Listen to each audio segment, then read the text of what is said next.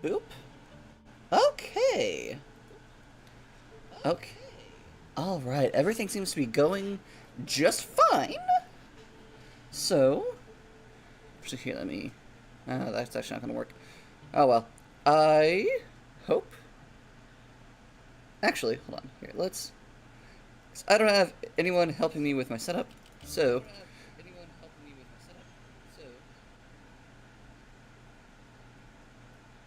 Okay, so we're going to take up the game audio just a little bit. Hush. I realize also that's probably echoing. Sorry about that. But, okay. This should be good. Kick that up just a little bit, just in case. Alrighty! Welcome! Welcome to The Void. My name is Q3, also known as The Transfeeling, and we're going to do a very silly challenge in 20 minutes till dawn. Now, this game has become a, hyperfixation of mine, as you could, if you couldn't tell from the stream, title. So, what we're going to do is, so, the way this game works, for those of you who don't know, it is very like Vampire Survivors. Or so I have been told. Never played Vampire Survivors, but it's what I've been told the game. That's what I've been told. This game is a lot alike, so we're going to give it a try. Or so, for good reference, that's what it is. The way that it works, you have a bunch of heroes, a bunch of weapons, and whenever you make your way through the game, you get souls. Now, there's an endless mode that you can just use from the jump without needing to unlock it or anything. I've done some testing. And I could be wrong. But I am pretty sure that if I go for long enough, I will be able to do a single run that will give me enough souls that I will be able to unlock everything all at once. Do I need to do this? No. Have I unlocked everything already the normal way? Like, normally? Yes. But I thought it would be fun to try, so I went ahead and made a backup of my save data, then moved it out of the file directory. So we're going to start from scratch. As you can see, I'm, completely erased my save file. Also, I'm playing on, I got this from Epic Games, which apparently hasn't gotten the Katana update. So that's whatever. But, so this is going to be very simple. Just Shauna and the revolver. Basic things, and we're gonna see how it goes. Honestly, I think this is gonna go very well because I like 20 minutes a lot, but it is not a very difficult game.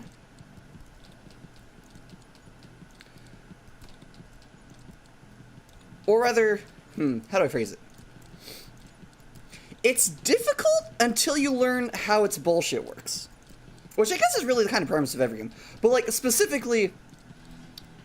Okay, in Endless Mode, specifically... Going with the heart. In Endless Mode, specifically, the way that upgrades can stack, especially, honestly, especially with Shauna,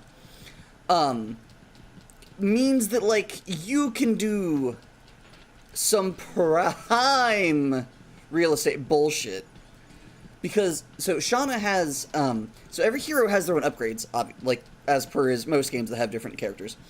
Shauna's thing, let's see, Let's go ahead and get dark. Hold on. Alright, because we're going with the AoE build. So, let's go with Dark Arts. Oh, right, also, I forgot Shauna can re-roll upgrades. Fuck me. Oh, well. Shauna's thing is that, she can re-roll upgrades once per level up, which is neat. And no one else can do that. Another fun thing is that Shauna has, like, so whenever you kill, like, bosses, you get, you get a little chest that has a character-specific upgrade in it. And one of Shauna's is a little wonderful upgrade called Specialize. And what Specialize does is it lets you, the next upgrade that you take, you get 3 copies of instead of just 1. Glare, yes. Hello, my baby. Hello, my darling. I don't know how much you can sing that before Warner Brothers starts to get mad. Anyway, so Shauna can be really good because she can stack a lot more upgrades. And the fun thing is that in Endless Mode, I don't know how you would do this, like, other than just, like, sheer luck. But if you get, so the chests don't despawn. So if you wanted to, you can just leave all of your upgrade chests, like, just be, and then pick them up later.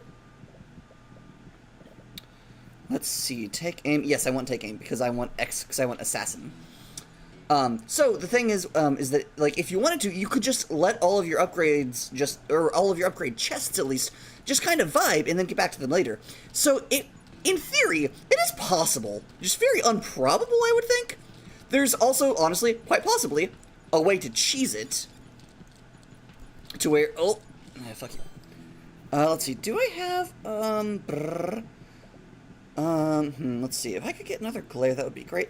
Honestly, though, Anger Point, also not going to say no to, especially because, I want the upgrade that comes after Anger Point.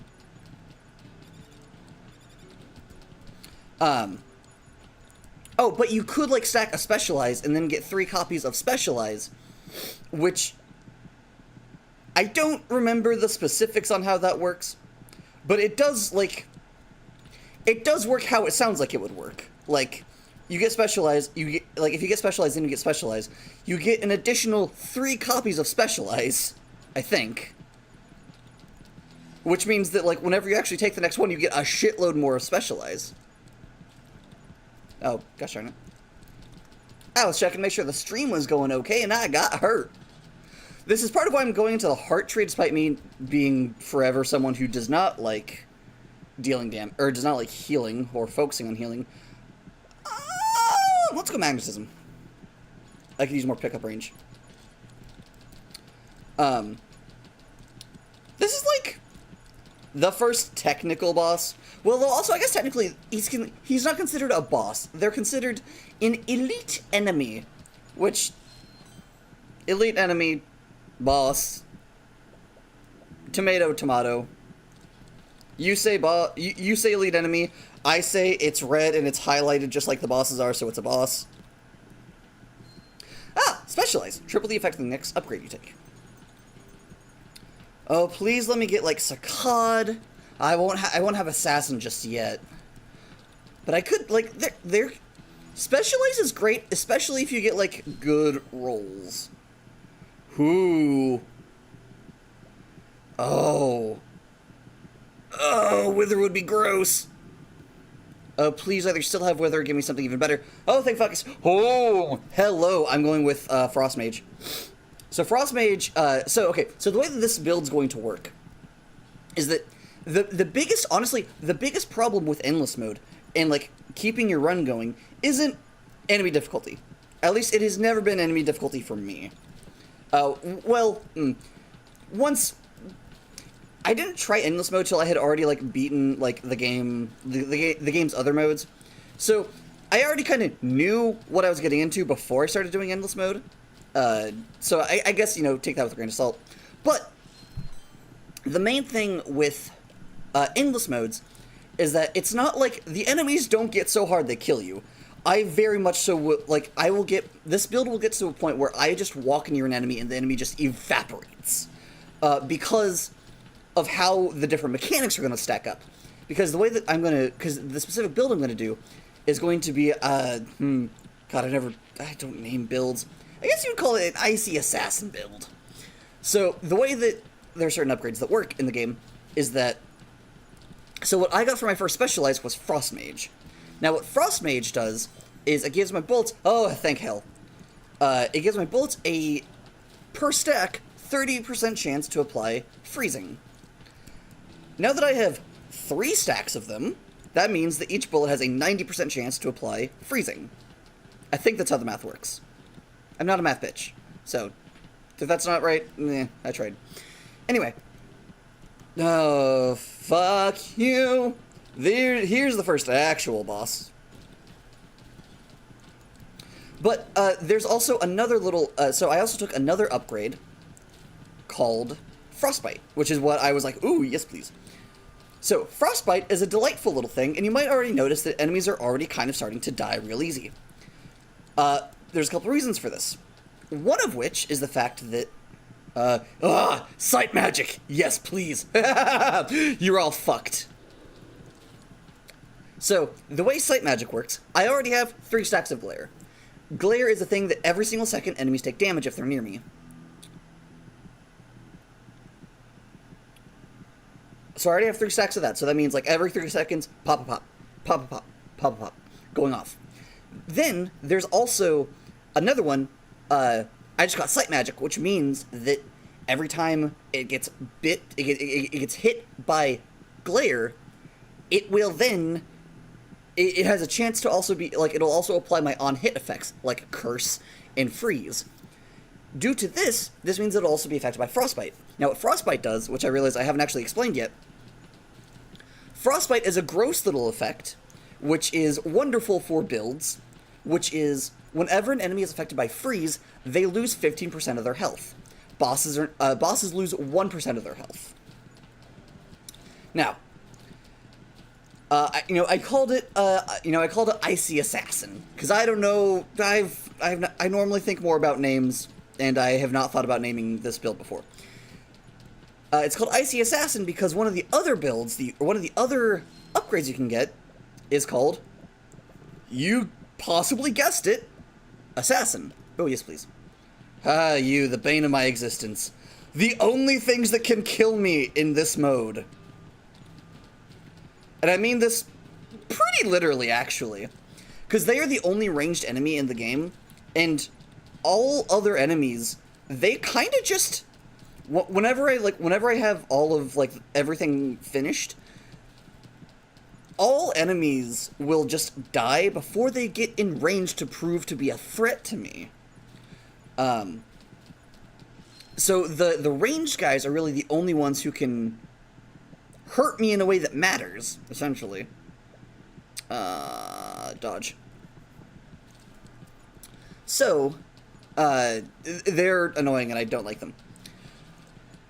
Oh, right, Assassin. I was explaining Assassin. Assassin's effect is that whenever you, any enemy that falls below 20% health, instantly is executed. Now, we're in endless mode, where you can get multiple stacks of upgrades.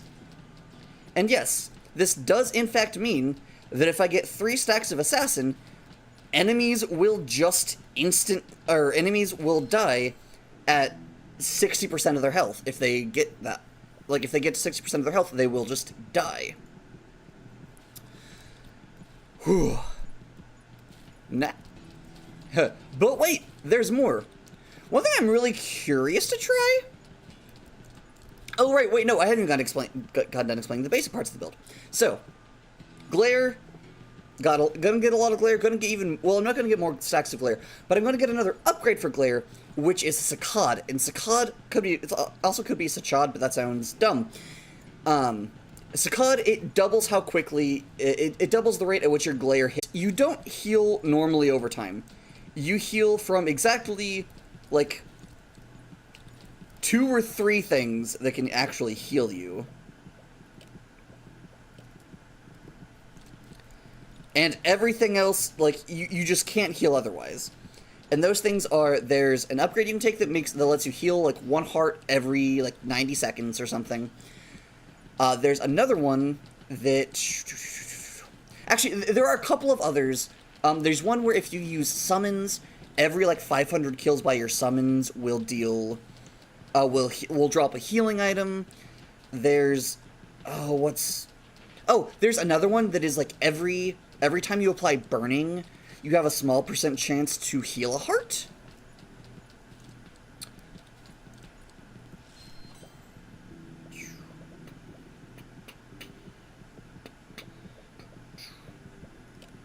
Reroll. Let's go with spears. I like spears. God, this looks so bad already. It looks like, oh no, there are so many enemies. I'm like, it's fine. Like, don't get me wrong, like, Saccade would be nice about now, just because that way it would be killing things even faster. But, oh, but right, so, like, as you can kind of see, the enemies aren't the issue. The issue, cool, you are already showing up in the options. I'm going to leave you there for now, so that there are more chances that you'll show up whenever I get Specialize. That makes sense in my head. I don't know if that makes sense to anybody else, but that at least makes sense in my head. So in Endless Mode, you can get each upgrade 3 times. Normally.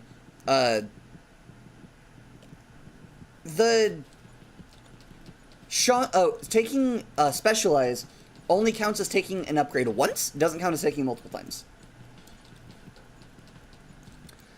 So, you know, in theory, Shauna could allow you to get, for example, 5 stacks of Assassin. Which would be, honestly, really, really cool. I'm gonna try to get... I don't know if there's actually a, like, common, rare, etc. system. It feels like there is. So I'm trying to, like, get out, like, some of, like, the common ones. But one thing I'm trying to do is I'm also trying to not open up more skill trees at the moment. Because if I open up more skill trees, then that means that there's, like, more mods within those skill trees that might the game might try to give me. And that's not really helpful if I'm trying to get one specific upgrade. Let's see, I don't want the Dragon Egg. I don't want Shatter. Shatter is normally good. It's less good now because... the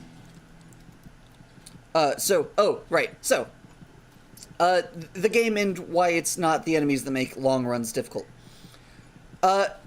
I don't know how exactly, but the way that the game renders the XP dots is really inefficient.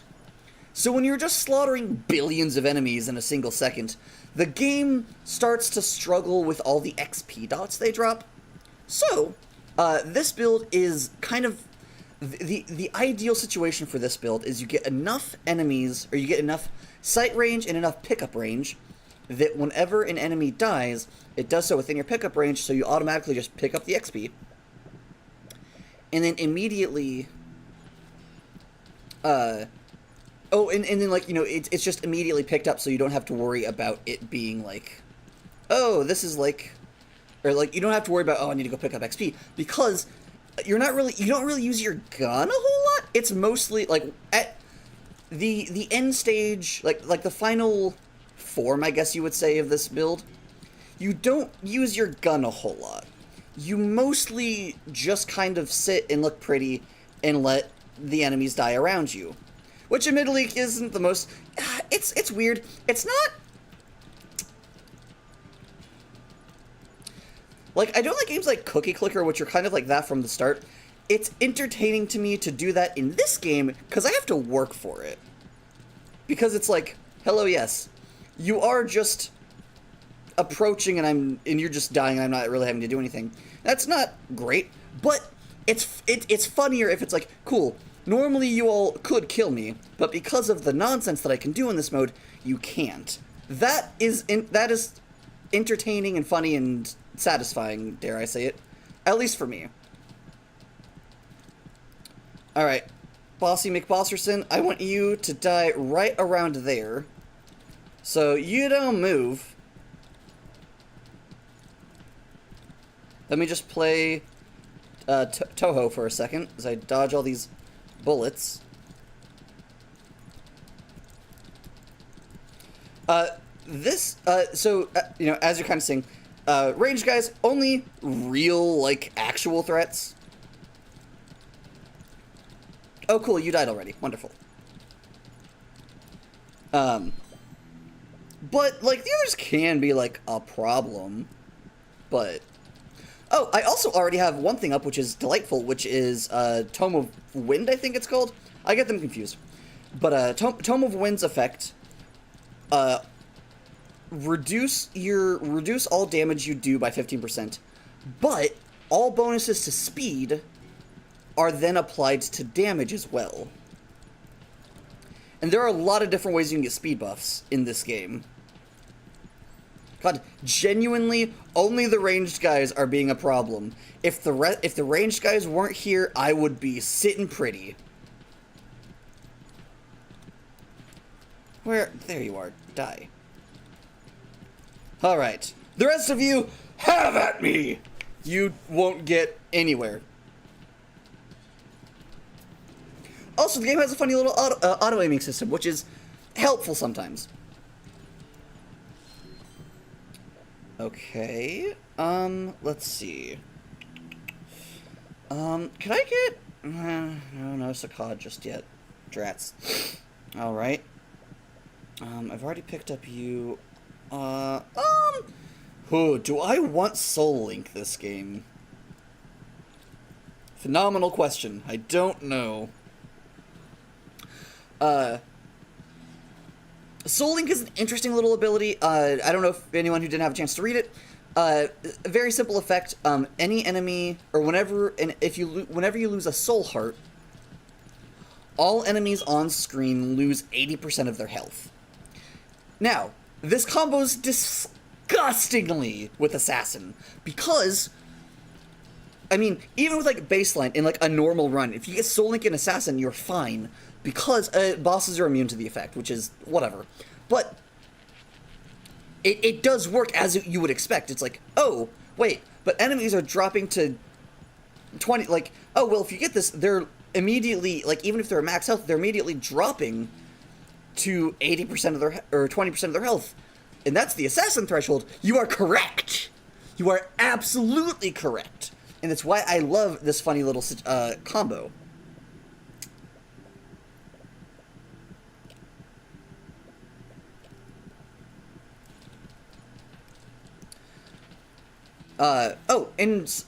Also, the gross thing about Frostbite is that every stack adds 15%. So, like, at base, it's 15% of your health is what you lose. Go. No, you're not allowed to move. Oh, no. Oh, no. Oh. Maybe taking that Tome of Speed was this early was a mistake. Hard to say. And I'm not quite at the level where I can just move through the things without wow, you died way easier than I was expecting you to.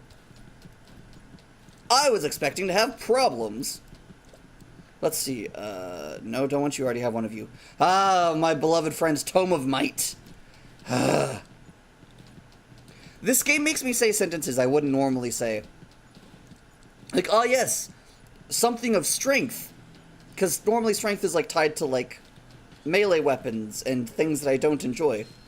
But Tome of Might is funky. Tome of Might is an upgrade that it has a delightful effect, which is you gain 1 heart, and then all damage you deal is increased by 2 per max HP you currently have. So, and especially in Endless Mode, you can get this multiple times, which means I would be getting 1, 2, 3, 4, 5, 6. So all my damage went up by 6, which means all my bullet damage, my glare damage, my frostbite damage, like, all forms of damage go up by 6. Which is really good for a lot of reasons. And this happens every single time you take a stack of the thing. Every single time you take a stack of Tome of Might. So, like, if you take this multiple times, I have easily had, like, 20 hearts before. And so then I get, like, you know, plus 40 to all of my shit, which is great. Oh, I love these these small minion waves. It's like, ah, yes, come to me, come! Hit me, fight me, give me a hug. As some might say. Can I get Saccad? No, we're still not wanting to show up Saccad. Alright, fine. I'll take another Soul Shield. So, the main ways, your main defenses in this game are evasion, your health, and your soul hearts. Evasion works, name is on the tin. It's how likely you are to say, no, actually, no thank you, whenever somebody tries to hit you.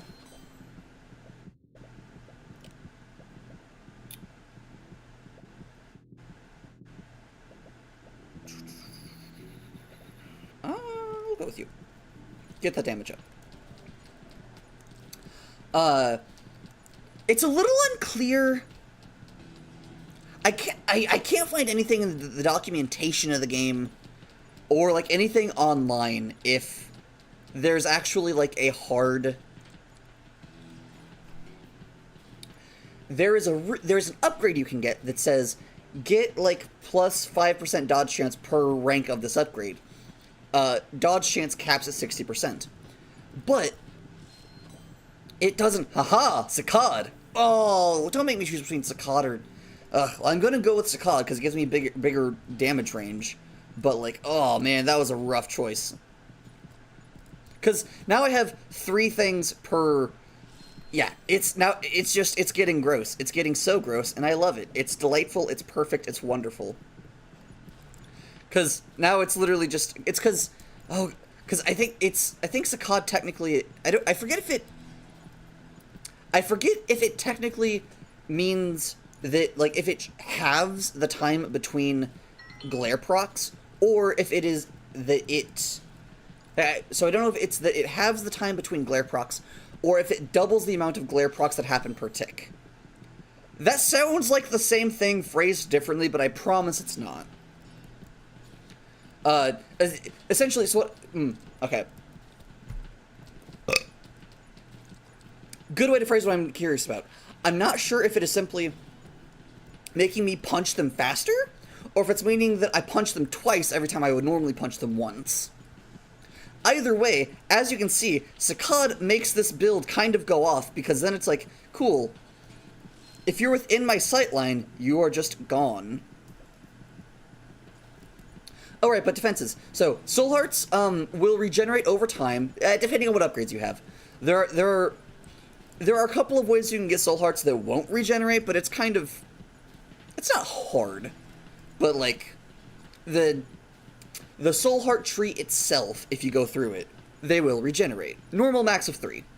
But you can increase this with additional upgrades. And especially, you can also increase this if you take multiple stacks of the upgrades. You can do in endless mode, which is great and disgusting. So, my general strategy in endless mode is to essentially get enough healing things going and get a really, really high dodge chance. That way, even on the waves, which are nothing but the ranged guys, even if they shoot me, I'll just dodge it, and then even if they do manage to hit me a lot, I'll just heal the damage back. I will say, also, we're in for a long haul, because I did a test run of this, and I went for almost 3 hours, and I got most of the things unlocked. Not everything, but most of them. And so I think, you know, like, if that's what I got at almost 3 hours, I don't know how long it will take, but, you know, it's, you know, it seems doable. Because with 3 hours, I was able to get, like, approximately, I want to say, roughly half of the things unlocked. Ish. So I'm curious how this will play out with even more time. And now, I have had some runs that have been absolutely obtuse, which is part of what inspired this. Because I once had a run that was like six-ish hours long, possibly longer? I don't actually remember exactly how long that run was, just that it started from before my girlfriend got home from work to when we went to bed, which is like depending on traffic, like 4 hours after she gets home. Because she thought she also was amused by it, so I kept it going. So, I guess I'll talk about the different enemy types. So, you've seen the basic bitches, the little squid guys. Technically, all of these things are named after different creatures from Lovecraft's mythology, which is neat. I don't remember what all of them are. Like one of these things are Shoggoths, one of these are other things, I couldn't tell you. I know that the guy that rushes at you, if I recall correctly, I called him Shub because I am less... pronouncing Shub's full name out loud makes me viscerally uncomfortable. So I don't say it out. So I don't.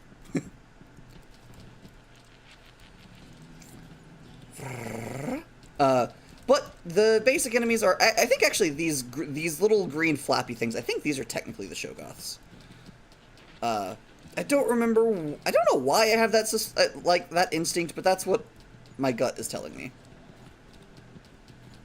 Apparently my gut is better read up on Lovecraft lore than I am.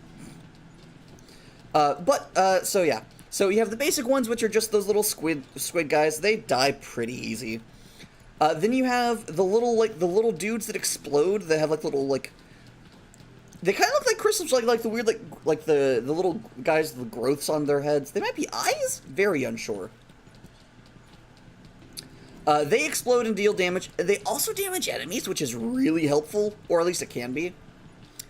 These other guys, these big ones that, like, are, like, really chunky, they explode and do even more explosion than the small exploders do, which is fun. You have, like, these wing guys, which, like, they're a little bit faster and they're tougher than the little guys, but not by, like, actually, I guess by a significant margin. Eventually, it won't matter. Eventually, there will be literally no functional difference. It'll just be oh, you're within my presence. Cease to exist. We're not quite there yet.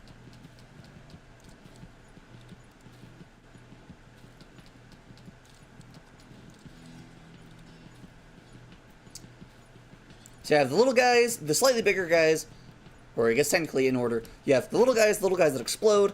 These guys, the big chunky exploders, not the fucking annoying little eyeball guys, which I just call eyeball fuckers, because I don't like them. Ooh, a minion wave, delightful.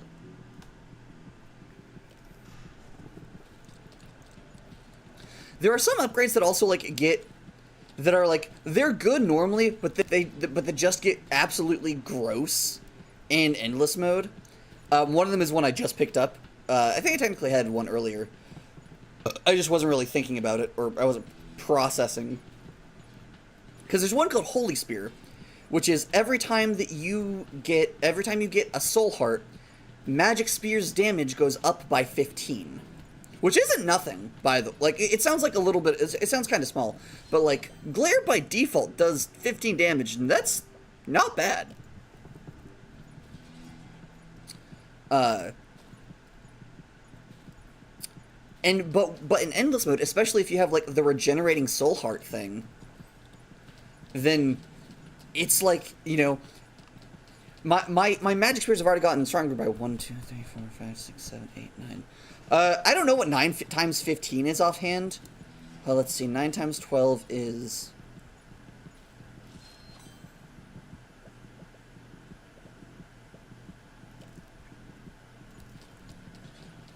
Oh, also, like, it will kind of, not necessarily quickly, but I will hit a point where bosses just, I, I very much so have had times where I only knew a boss wave happened because I heard its death scream. Summoning, stillness, no, I don't want stillness. I'll take elasticity, though, because I'm more worried about, I'm not worried too much about bullet damage. I'm more worried about applying conditions. Ah, Tome of Speed. There we go. Cool.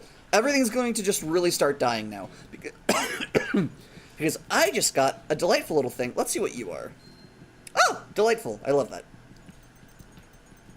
Now each experience dot gives me a little bit more. Which is delightful. Wonderful. Immaculate, even.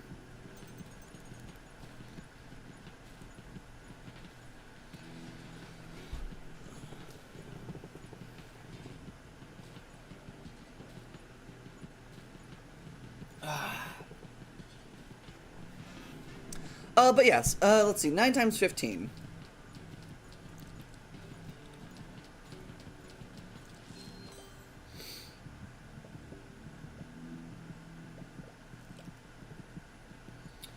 Let's see, 9, oh, obviously 9 times 11 is 99, then, well, let's just count episode. 99, 99, 108, 117,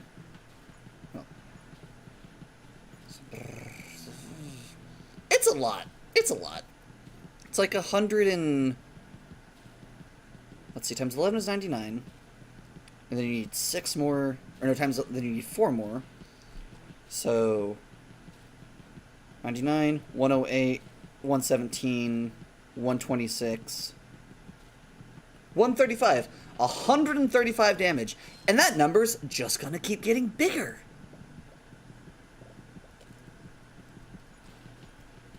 So, like, oh, wait, hold on. Oh, wait, I did math wrong. Well, actually, no, I did the math right. I just did it in the wrong direction, I think. Well, not the wrong direction. Anyway. Not super important. The takeaway here is that my spears are already gross. And then, like, you can kind of see the damage. My spears are already doing like... I think I just saw 1,200 damage-ish from my spear. Yeah, my spears are already doing gross, as my girlfriend would say, clown shoes numbers. Which is also, she's infected me with, so now I also just say clown shoes numbers. Oh no, where are my chests? Okay, there are my chests. It's like, the one thing, if you don't pick up your chest, is like, you gotta remember where you left them. Because this isn't like, the game just... It is...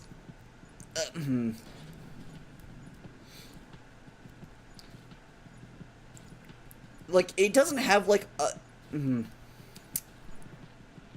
It is theoretically one of those maps like where it just keeps going. But I don't know, like, if you ever loop, because by the time that I generally get to the point where I'm, like, running a lot because I want to, like, explore or whatever, I have already killed all of the trees on accident, not even trying to. And the trees are, like, the one main landmark that you can use to, like, tell if you are making progress or, like, moving places. So I'm like, I don't know if I have, like, I have no clue if I've already been here before or not. God, you die so easy now. Ugh, I love it.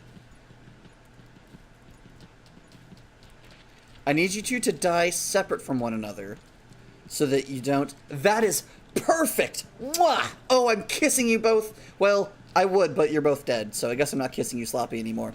But, oh, delightful. Perfect. One downside. I don't think it's... Well... It's less a glitch and more just an unfortunate happenstance of coding, I guess you would say. Because if you... How do I explain this? If you move too quickly, such that your hitbox technically hits multiple chests or multiple pickups at a time. Like the boss orbs, for example, like the little boss orb ball things. Like you'll only get like it'll count as having triggered for both of them, but it's not going to like actually like it'll pull up the upgrade thing for whichever one that it technically clocks you hitting first, but it won't do the second one because it'll be like, oh well, you already got an upgrade from hitting an upgrade thing while hitting this one, so you don't get an upgrade from this. So you know if the boss is oh wait, no, I didn't kill a tree. Sometimes the trees do that where they like flicker in and out of existence, and I don't know why, but it's fine. Yes, yes, all of you just go away so we get to the fun wave. Ugh. My least favorite wave. And honestly, the wave that makes it the most difficult to generate a completely AFK build. To the point where I think, I have a slight suspicion that that's like an intentional thing, and it's very much meant to be like a, yeah, these enemies spawn every so often so that you can't just sit there forever and kill everything. Whoever's honking outside, I need you to stop. That does sound admittedly more like a car alarm than like someone actually laying on the horn. I'm gonna go Tome of Might. Huh? Oh, right, because there were 3 of them. I was like, wait, hold on. I just got one. How is there 2 more? I am not always, as the kids say, the brightest. Do I want to do Tome of Summoning yet? No, I'll do Tome of Summoning later on. Tome of Summoning is really, really good once you've, like... So, Tome of Summoning... It's interesting, and it sounds bad at first until you realize some of the nonsense it can do. So, one of the fun things I like about Tome of Summoning is that, as you might have inferred, it buffs your summons. So, like, my spears, there's also, like, a dragon you can summon, there's a scythe that you can get, there are little ghost buddies you can get, a lot of different summons you can get. And it makes them deal more damage, and it makes them attack faster. However, it makes you reload slower, which sounds like a problem in a game where you're using guns a lot. But there's an upgrade whose effect is every XP point has a 10% chance to restore 1 ammo. And especially in Endless Mode, when you can get multiple stacks of them, this can get up to like 30% chance, which is... It's not a lot individually, but like when you're getting several XP per second, it's kind of like a... who cares? Now, there is also another tome called the Tome of... I want to say Lightning? I could be wrong. I want to say it's called the Tome of Lightning. And its effect is increase your reload speed, and whenever you fire your last ammo, zap all nearby enemies with lightning. This can be fun for a variety of builds for a variety of different reasons. But this can get really funny with Tome of Summoning plus ammo pickup, I think is what it's called. Because if you have a slow reload speed, but you have the thing where you just pick up... Because the ammo thing only restores 1 thing of ammo per instance. So, if you have that, and Tome of Lightning, then you can just constantly be zapping people with lightning because you're, like, getting 1 ammo back, zapping everybody with lightning, reloading slowly, getting an ammo back while you're reloading, and then you can fire that ammo again, which is the last ammo in your magazine, so then lightning hits things. And it's just... oh! It's dumb, but it works so well. I found this out because of another silly build I was working on for this game. Because there's a character whose ability is you right-click and she just starts firing her ammo randomly, but is still moving. Which is really fun for a couple of different, like, reasons. Part of which is that normally if you, like, fire, as you can see, like, you move slower whenever you're firing. As you can see, like, you know, I'm moving, now I'm firing while moving. There is an upgrade that makes it to where you move just as quickly as your normal speed whenever you're firing, I just haven't picked it up yet, because I haven't picked up any of that tree just yet. You know, I do have 4 chests. I might open one of them up. So there's like a decent chance. Oh, right, because so you get 3 upgrades per, which does apply to your character upgrades, which means, ah, yes, the mini wave, bring it. Ah, delightful.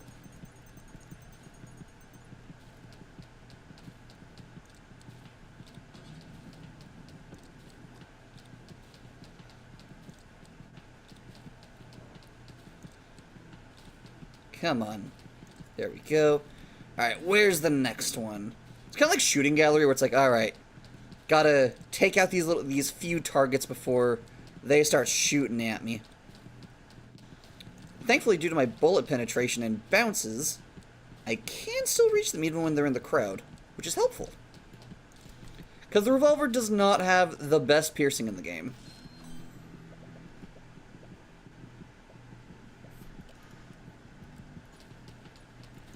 But you can kind of already see, you can kind of already see some of the issue with the XP dot lag happening now. It's partially because I don't have my my pickup range as high just yet, which I do want to fix soon. Oh, another fun fact that I accidentally found out. Oh wait, shit! I'm also just realizing.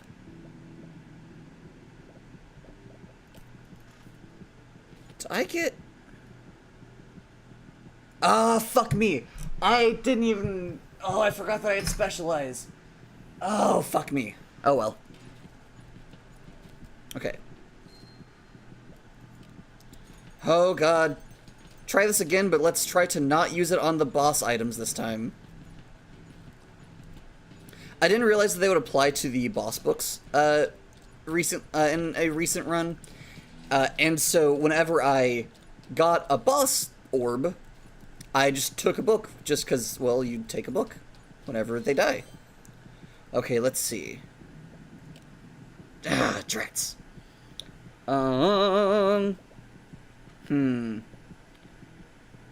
Reload rate, summon damage, burn damage. What can't I get from other sources?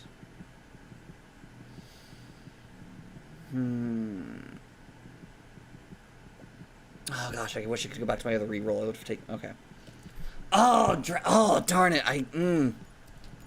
I'm also like suddenly like, oh shit, was there assassin in that last batch? I don't remember.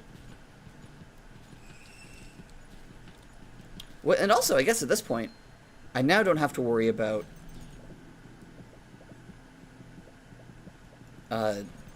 taking my things too early, because I believe that's my 3rd specialize, unfortunately. Yeah, yeah. Okay. That's unfortunate, but that's fine. It does mean that I can just take whatever upgrades now, because now it doesn't matter, because I'm not specifically worried about things.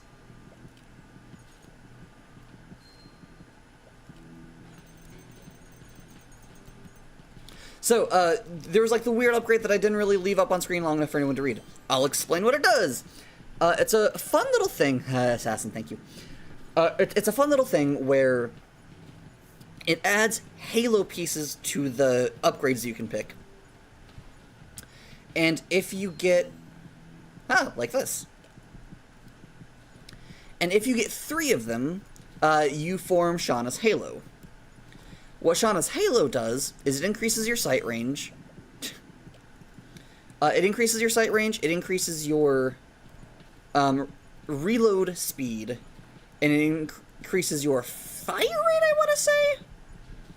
The vision range is the most important thing for me, honestly, because with my funny little glare build, I don't really care too much about weapon things. I care mostly about just getting my beady little eyes on as many enemies once as I can. So I get my eyes on them, then they die. It's great. Call me Medusa the way my eyes are weapons of mass destruction. Let's see. Well, now that I'm also not having... Since I'm not worrying about Specialized, I'll also start picking other upgrades, because then it's more... There are more upgrades that I can pick now, because I won't have to worry about trying to make sure I'm getting them specifically when they will harmonize with Specialize. Jesus Christ. Oh, it's so... it's... See? It's very just like a, hello. I need to get a couple more pickup range items. But, it's great. Look at it, it's just, they're trying their best, but they just can't get past me. They just cannot get to me. Is my tea done?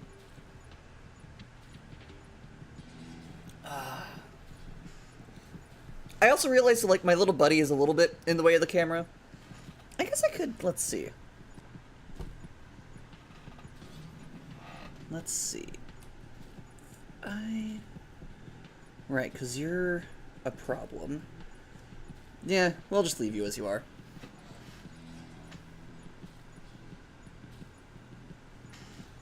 But I have a little buddy who sits on my computer because I think he's cute and I love him so much. Uh-oh.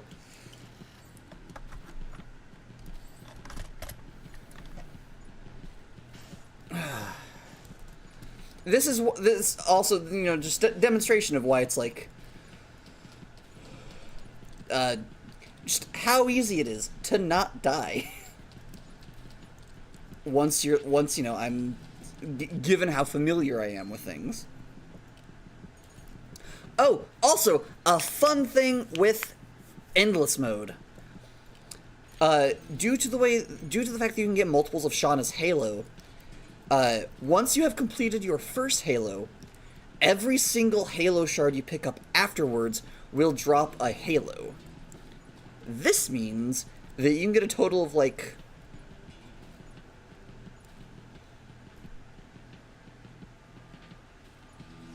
I want to say 7 Halos in a given run, which really at that point is just getting into truly ludicrous levels of absolute bullshit.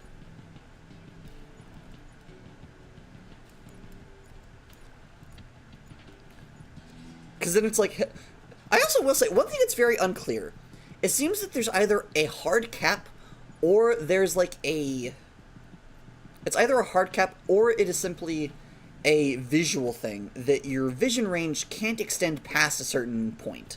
Which is really unfortunate for me, because I would love to have just my gaze fill the screen and kill everything in sight always. Because you know what I mean? These little fuckers couldn't hurt me.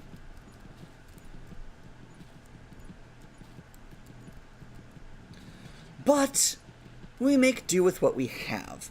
I am going to test out a new thing this run, because I have a fun little thing that is...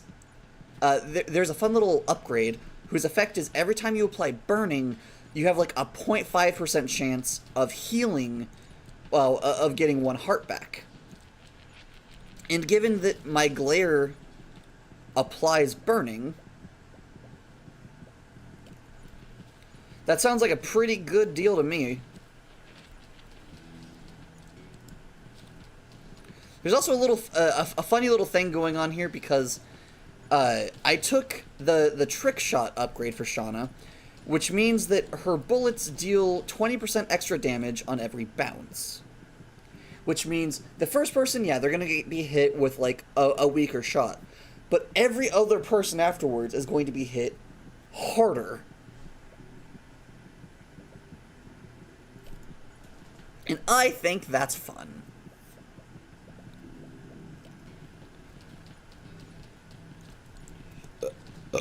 Pardon me, assassin.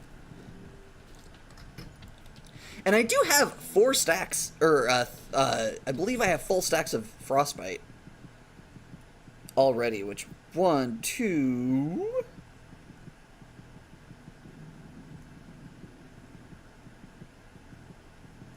Do I have my third frostbite yet? I see one. Or rather, like, I know I've seen two for sure. 1, 2. Huh, I might only have 2 stacks of frostbite.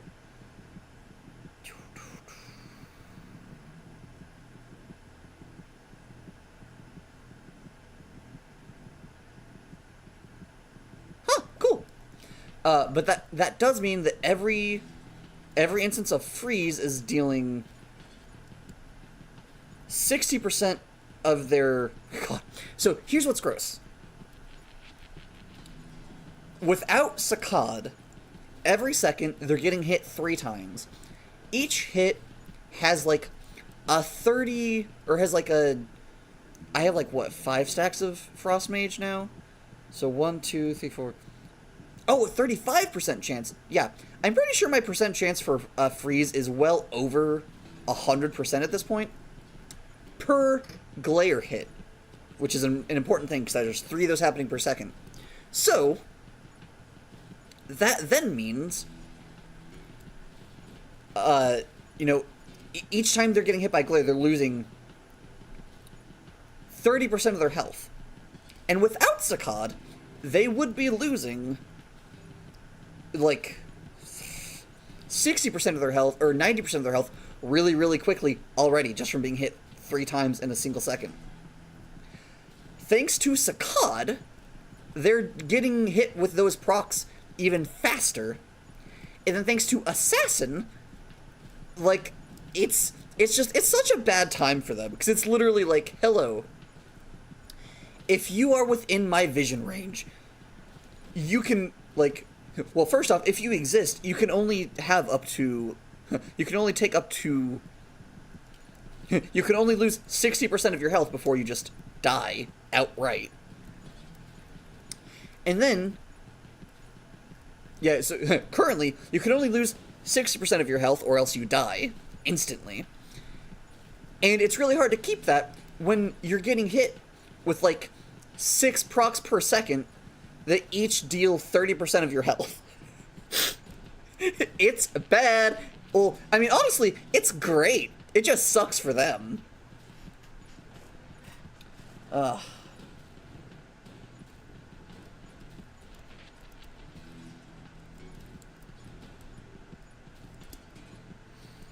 It's a very relaxing game, going to be entirely honest. Ooh, we're almost... I've also, like, kind of figured out a little bit, like, what waves spawn. And the funny little, like, tiny little guy's wave spawns at roughly, like, X4. So, like, you know, 44, 34, 24, etc. I think it might happen slightly more often, but I can't be entire. I haven't timed it that... I haven't figured out that part yet.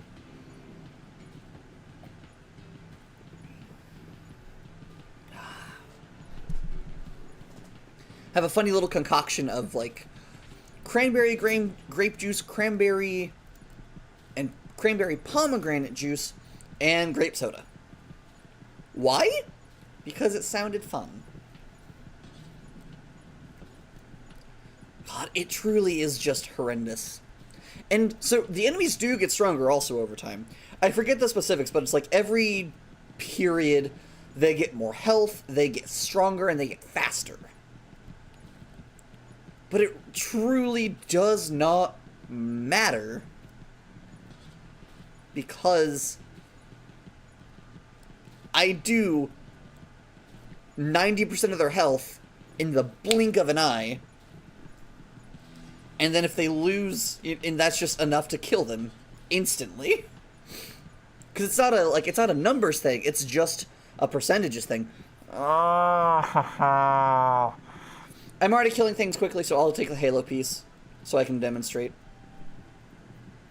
Oh, fire rate plus 50, reload rate plus 50, vision range plus 75. See, I don't think my vision range got that much bigger.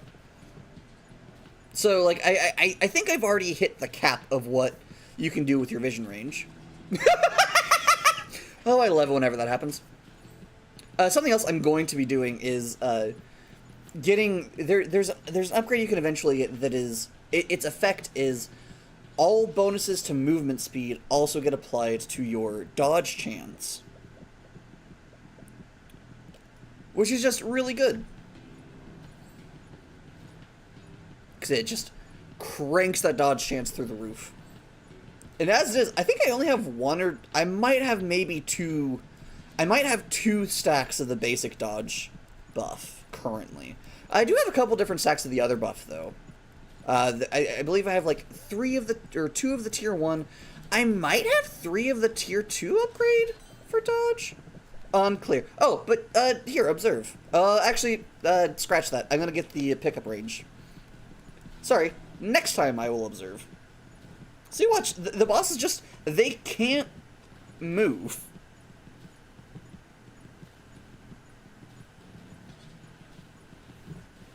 It's... Are you going... Like, are you literally just going... Oh, that's just gross. That is just truly heinous.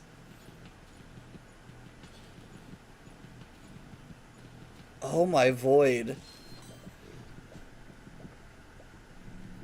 Ha, inflict... ooh.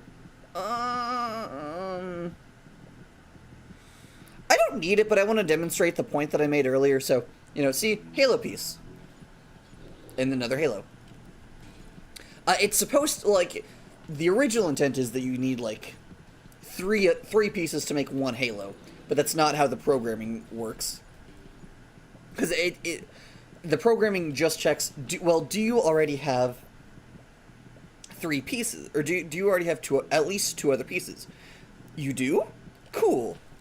Then you're getting another Halo. Ha ha ha, yes please. Oh yeah, once you have gotten all of your characters, like, your character-specific upgrades, it then changes to a different thing where, you, rather than having it be... I will take that, please. Please and thank you.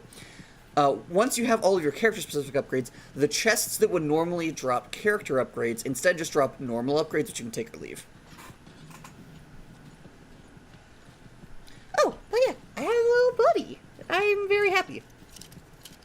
These little guys were, like, a big part of my childhood, and I don't have my collection with me. It's still back at... people don't... My parents' house, though I maybe don't call them that at the moment. And just, we went to, like, a little, like, secondhand, like, Lego Bionicle retailer, and I got this little guy. I'm so happy, especially because I had a couple of, like, I had a couple of Bowark whenever I was growing up, but I didn't have all of them. And I don't think I ever had Galak, which is this one, because oh god. I mean, hey, it's called the Hyperfixation stream, so you knew it was things were going to be a little bit weird. But, yeah, you're the one that has the little broken thing.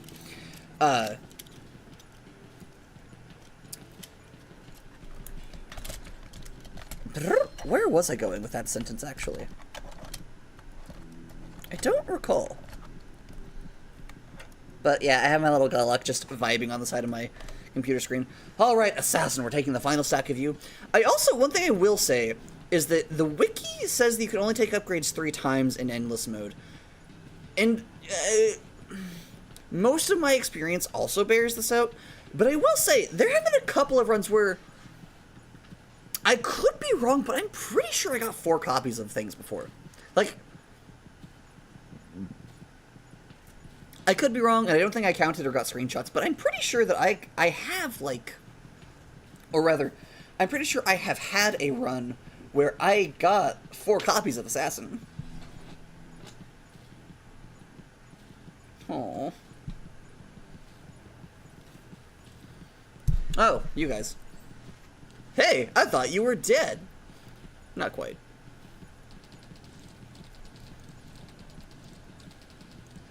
God, truly ridiculous.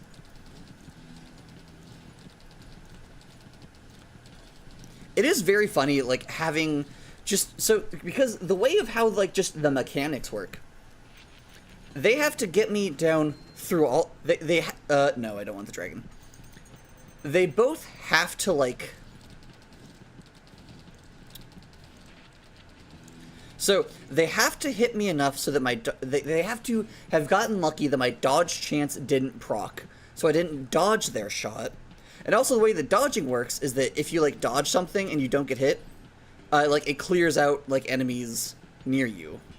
Or it clears out like the bullets near you. So it's like, it's, you know, they gotta be really lucky that if, with their thing. Because if they come at me like all at the same time, and I dodge any of them, I dodge all of them. So, it seems that also getting hit by one also wipes out the other ones. That or you have like a single iframe after, or a couple iframes after you take damage. Unsure. But so like they have to hit me. Like, so first they have to fucking hit me for starters. Then they have to get me. They have to hit me enough times to wear through all of my soul hearts, which regenerate at a rate of like roughly, I think it's like I get 3 per every. How many iterations do I have of the soul heart upgrade? 1, 2. Okay, so I get 3. I get 3 soul hearts every 90 seconds ish. I haven't timed this specifically, but it seems to be that each instance of the upgrade has its own timer. So, you know, it won't always be like one right after another, which honestly is kind of preferable, because that means that, like, if you're already at max, you're not going to get all of them at the same time and, like, have it be kind of a pointless thing, because, well, you're already at max. So, like, why, you know, so it didn't, you didn't have any bonus to it.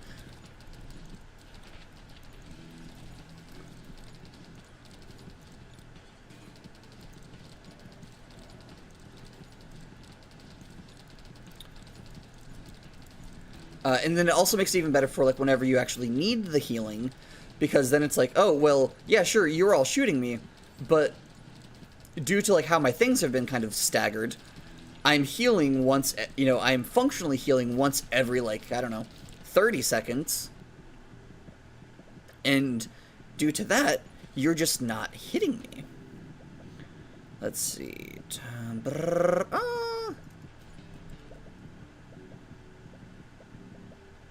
Let's do another Tome of Speed, just for the ridiculousness of it all.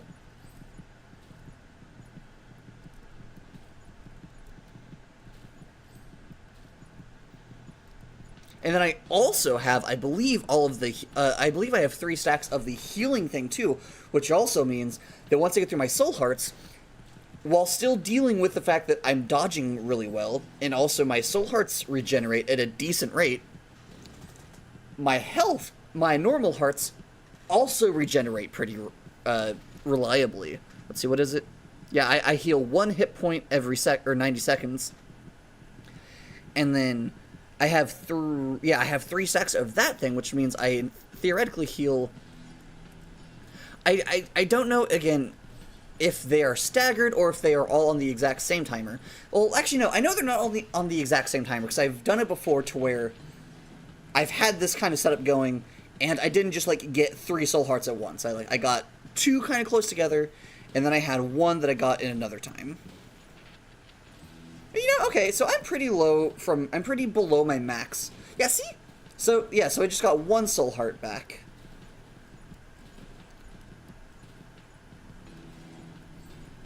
But I do have 3 stacks of that thing, which means sometime I will get another soul heart, and then another time I will get another soul heart. Yeah, so I now got my other one.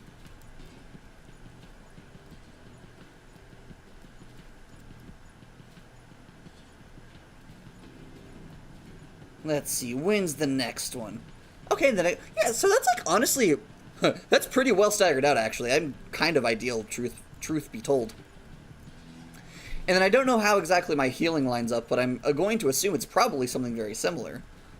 So, they have to manage to shoot me enough times to kill me through all of that bullshit going on with my defenses.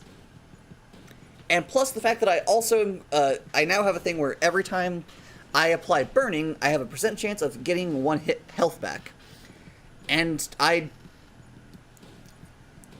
apply burning as frequently as I look at people, because burning is one of my on-hit effects. And due to sight magic and just all the nonsense going on, that means every time someone takes a hit from my glare damage, they're also set on fire.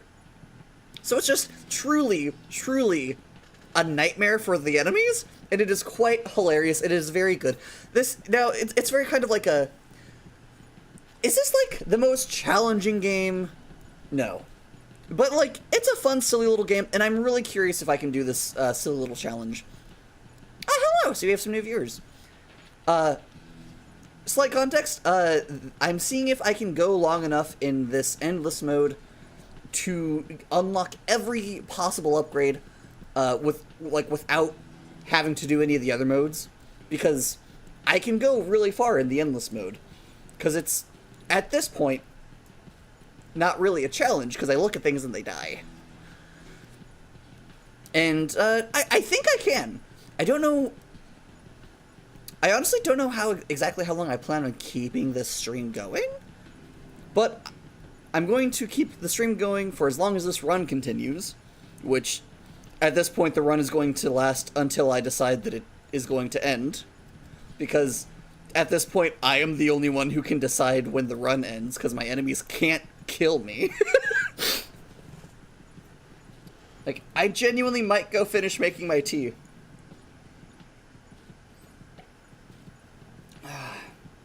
I think I would like to get a few more hearts before I did that, just to be on the safe side.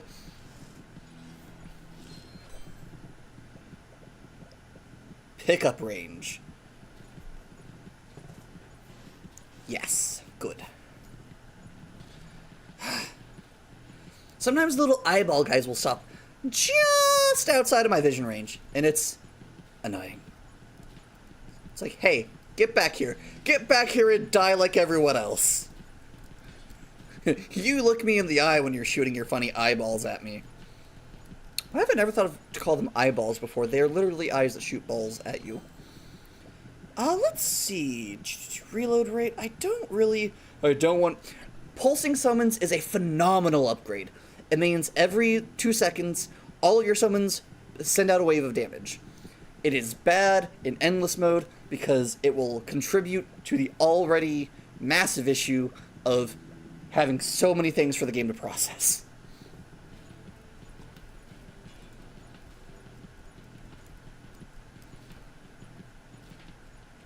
Slight unfortunate thing is that apparently the modding community used to have a solution to the whole, there used to be a solution to the whole, hey, the game is slowing itself down by how it renders EXP pickups. And some modders fixed it, but then, the game updated and then was kind of abandoned. And so that mod hasn't been updated for this game because, well, the dev kind of, I forget the specifics, but, I saw online that it has been largely abandoned and forgotten by a lot of folks because of just the inactivity from the dev and whatnot. So no one's really interested in fixing, or, in updating that mod now, which is honestly such a shame. I genuinely have considered trying to learn how to do that myself, just so I could fix it for my own sake, because I would like to be able to have my, this computer is, for those of you who've, seen, watched stuff on my channel, it can handle some really beefy games really well. And this game is so far from beefy, at least by my computer standards. So, the fact that this game sometimes, the XP dots will sometimes get so intense, if they're allowed to, that, the game will run at, 15 FPS, if that. And it's just really, really silly, because it's this is, it's a fun game, don't get me wrong, but it's this is such a very simple game. This is not resource intensive, really. Might be RAM intensive, actually. But, it's not, very intensive in terms of, graphics and shaders and whatnot. So it's really funny that sometimes this game makes my computer chug when my computer can run, Monster Hunter Rise, or like Deathloop, or like, you know, other like really intense games perfectly without any lag or freezing or stuttering or anything. And then just there are so many XP dots that it makes my computer chug, and it's hilarious, but also like, come on now.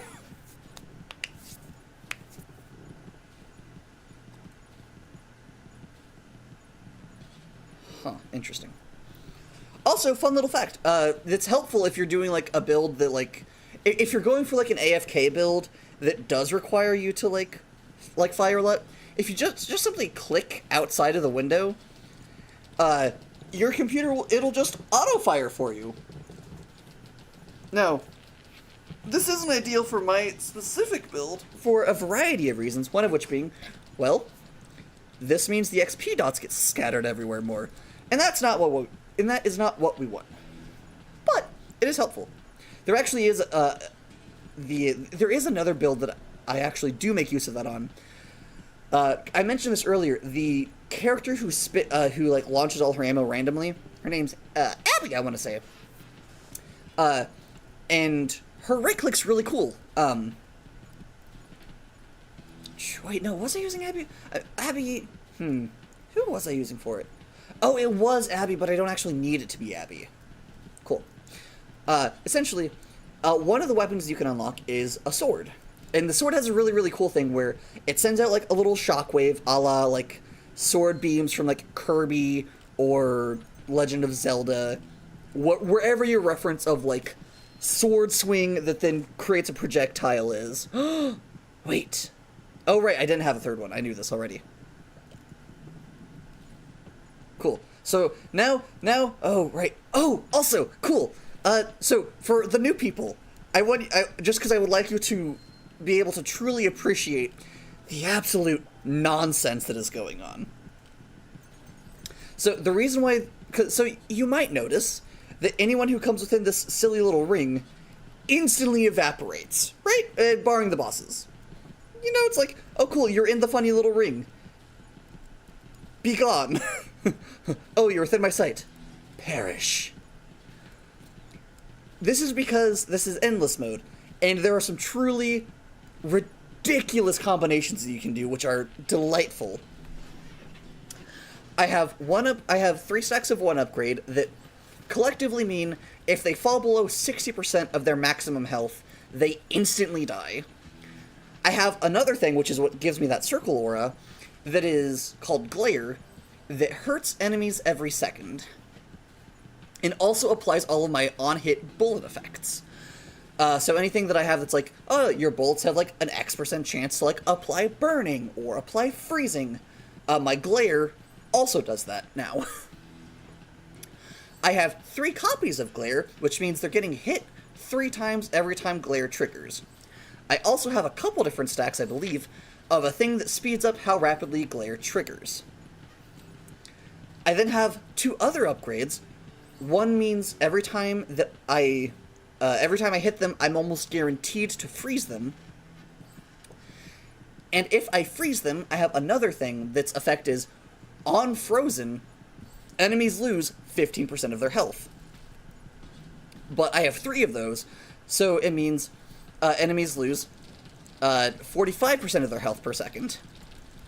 This is a slight problem when they can't go below 60% without dying. And just, it is truly a horrendously silly, like,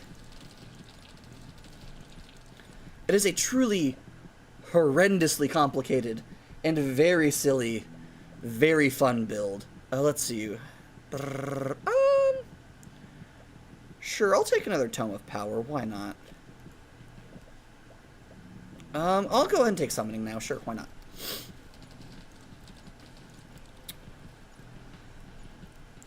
But yeah, so this is why the enemies are just like instantly dying if they come within my sight range. It's because they quite literally cannot survive. And they also practically can't kill me because I have a high dodge chance, which means every time these are the only enemies that that are any sort of threat to me, because they're the only ones with range. All the other ones have to get close to me, and they can't because of my aura. These, however, have to deal with the fact that I have a really, really high dodge chance, and I have 3 different things that every so often are giving me health. And so it's literally just like, I out-heal any damage. So it's very like, how long will this take? I don't know. But it's going to last until I decide to end it. I could honestly probably play another game for you as well. That was a little less, as long as like a simple game. Okay, oh, congrats! They've actually gotten to my actual health now. Let's see it. Let's see how far they get. It does bring me great joy to like watch and see how low they manage to get me. And like if they get me down to like 2, I'm like, all right. Time to stop playing around. Because it's like, it's all fun in games, but I don't want my end to run too quickly. Alright. I'm gonna move. I'm down to 2 hearts. Immediately heals an additional heart. Well, alright.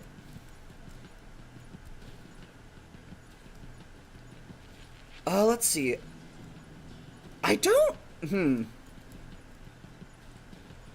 know that everything here is named after an H.P. Lovecraft thing, but I don't know what the boss... Well, I know what one's named after, because it's named after, what's their epithet? The Black Goat of 1,000 Young, I believe, is the title. I just refer to them as Shub, which is, like, the first half of their, like, proper name. Oh, the other ones are also named after, like... It's like, the little ones are all named after, like, smaller things from the mythos, and the bosses are all named after, like, bigger things from the mythos. But I don't remember what all of them are. But, it's such a delightful little game. I'm so glad I got this game for free when it was, on, the Epic Games, free thing. There are honestly quite a lot of games that I've gotten that I'm like, I'm glad I got this. That came from the Epic Games thing.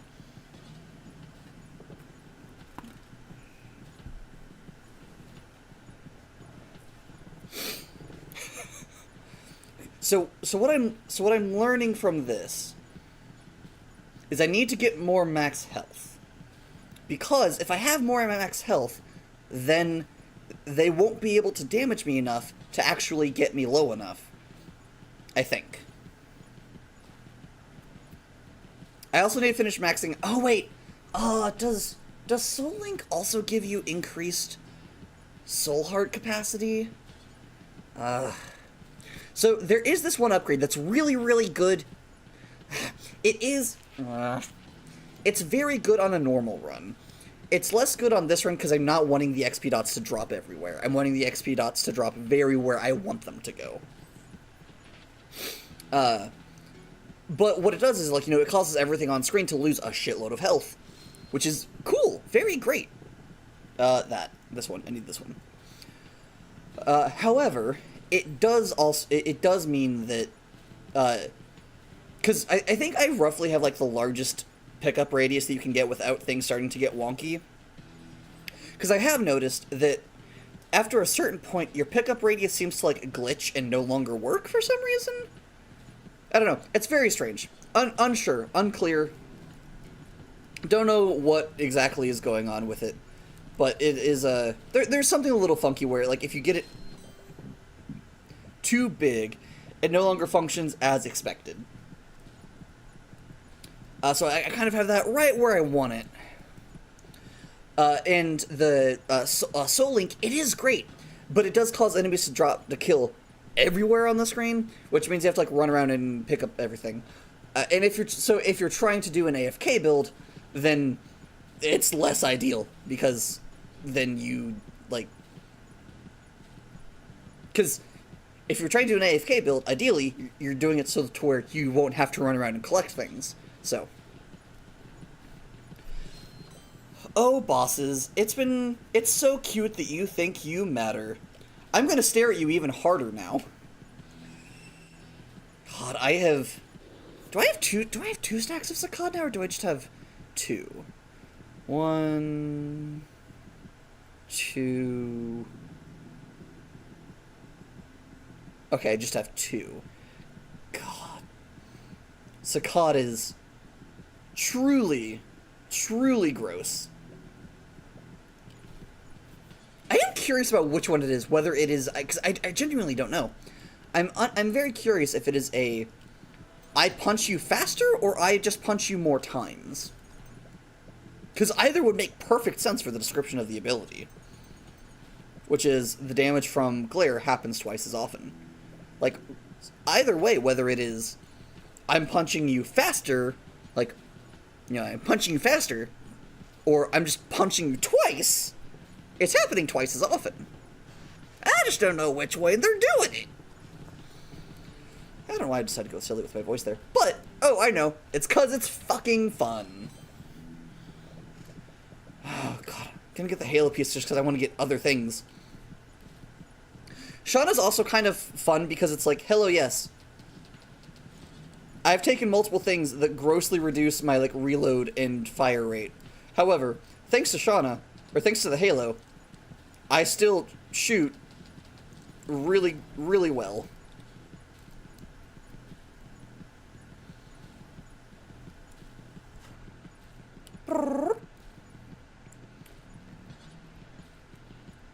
Alright, let's see.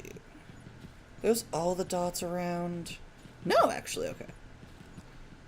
It's not always like I don't know how much it actually helps, if at all, truthfully. But I try to, like, periodically run about and just see if there's any, like, XP dots that I've missed that I need to, like, pick up, because every little dot counts as far as the processing power is concerned. Truly, truly reprehensible. Just disgustingly effective. It is, I love it. I love breaking games so much. It is just a very particular joy that it brings to just find a way to just take a game that is moderately challenging, or like has a level of skill and challenge to it, and just be like, cool. I am now untouchable. It's quite satisfying. Though I guess, for me personally, I find it most satisfying for it to be like a gain a soul heart when you lose. Okay, yeah. So, oh cool, so it doesn't increase the maximum. Wonderful, I don't have to worry about not getting it.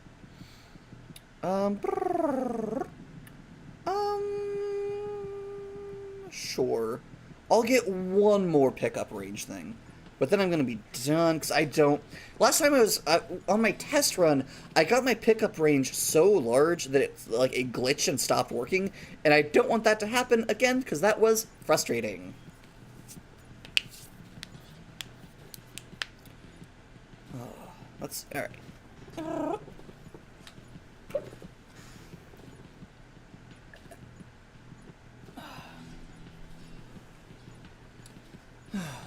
How's your day going, Chet? You having a good day? I'm having a great time.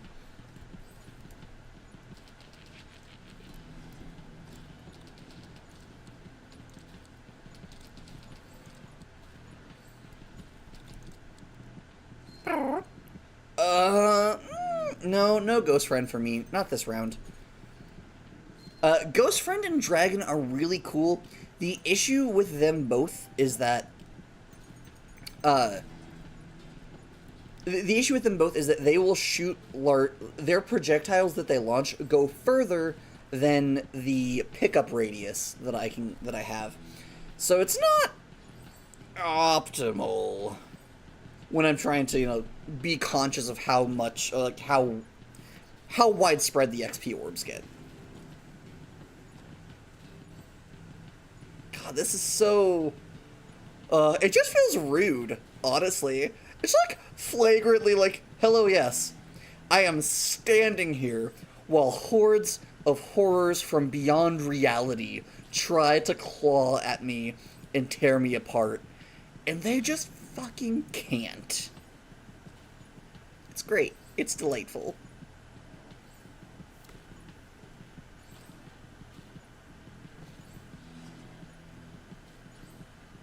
Also, I hope the music isn't too loud.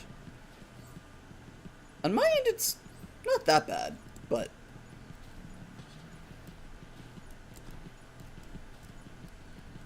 Sounded really... It was really quiet on the preview that I... Or it was really quiet on the test that I did, so I turned it up a little bit more.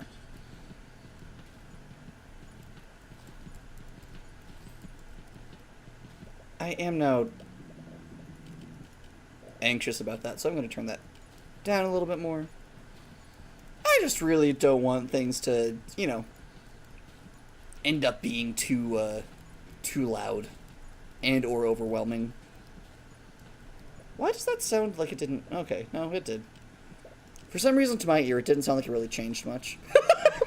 God, I love so much whenever I hear that combination of noises where it's like the little like that wet noise from taking damage, immediately followed by the little noise of getting a soul heart.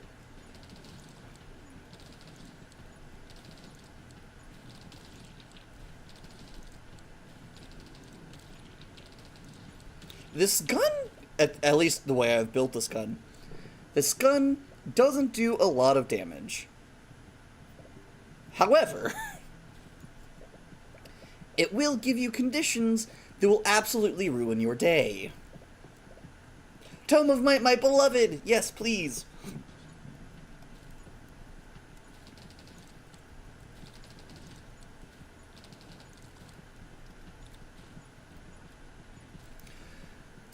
My preferred summons for this particular little setup are the spears and the scythes.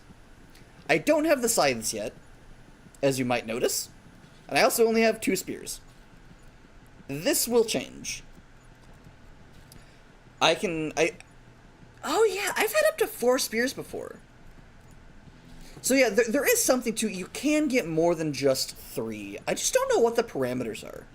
It might be you can only get, like, a 4th copy if you've, like, gone for so long, and, like, if you haven't gone for long enough, then you can only get, 3 copies? That might be the case? Genuinely no idea. Okay, no, it's not. Good. Boom. Dun. Hey, we have someone else. Hey, welcome, new people. Doing a very silly challenge where I see if I can go long enough to get all the upgrades with a single run. And I'm doing truly reprehensible things with my build. Because normally the enemies can, like, actually survive being in your presence for more than a heartbeat. But not right now. If my eyesight falls on them, they are just extinguished. God, oh no, I've become Sifter. Oh, fuck me running with a chainsaw. Okay, so, slight context. God. Look, it's called a hyperfixation stream. It's gonna be a bit rambly sometimes. So, I mentioned Sifter. I'm working on, like, a setting for, like, tabletop games. Not, like... I'm also designing it to be, like, system agnostic, to where, like, there are parts of it where you could do, like, where you could run, like, Blades in the Dark games. There are parts where you could easily run, like, a D&D game. There's parts where you could run, like, a Daggerfall. Like, whatever the system is that you want to, like, run that's, like, a tabletop system that, like, you have, like, a world that you're playing in, you can play with it. At least that's the end goal. Just because, like, there's different weird parts where it's like, hello, this place is basically just, like, your typical fantasy area, but this place is, like, weird sci-fi magitech shit going on. So it just varies. But, Sifter is the name of one of the gods that I've designed.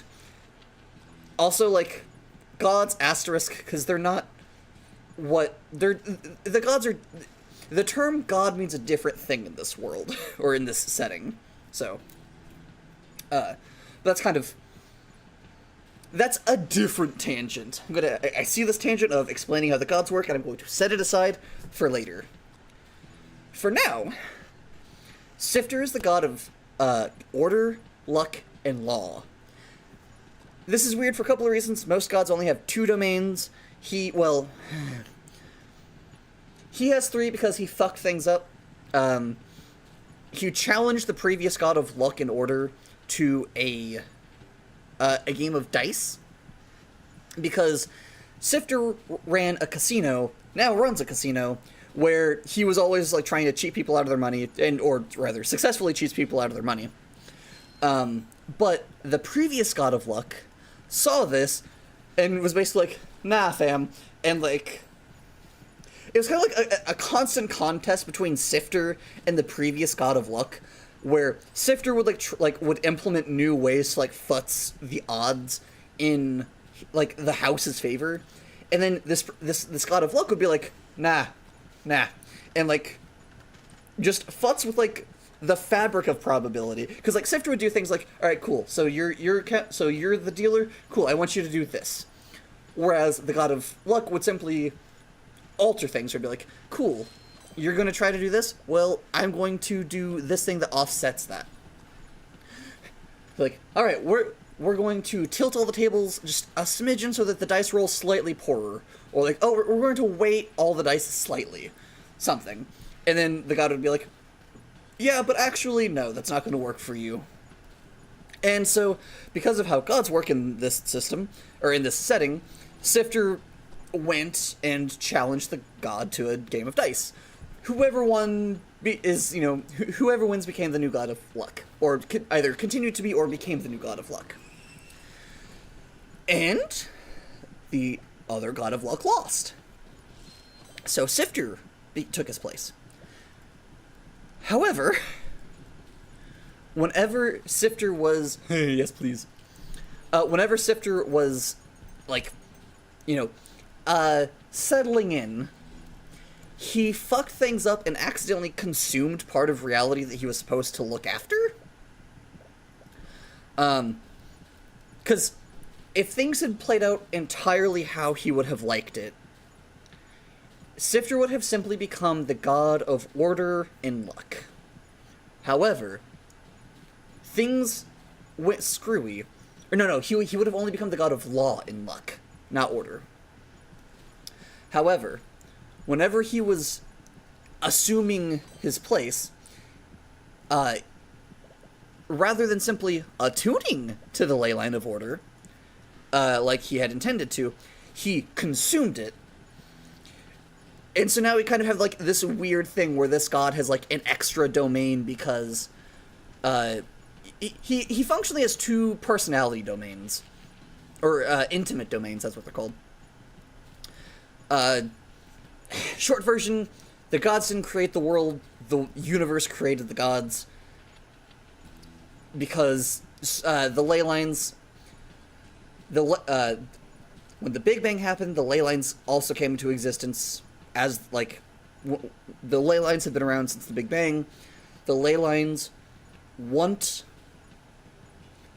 each ley line desires a creature to help its influence across the universe.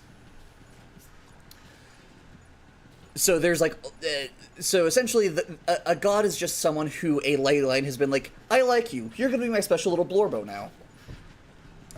A little bit. The ley lines aren't like sentient, like they can't talk, they don't have like personalities, mostly. But it's more like a second set of instincts. God, I hate that this is the best reference I have, but if anyone's watched or listened to or read like the Dresden Files, it's kind of like how like the Winter Mantle like gave Dresden like a secondary set of instincts and impulses. It's not like it takes control of you, it's just like okay, I have some more impulses to do things that I maybe wouldn't have done before. But it's not like, they completely change the personality. Though the domain can influence things. So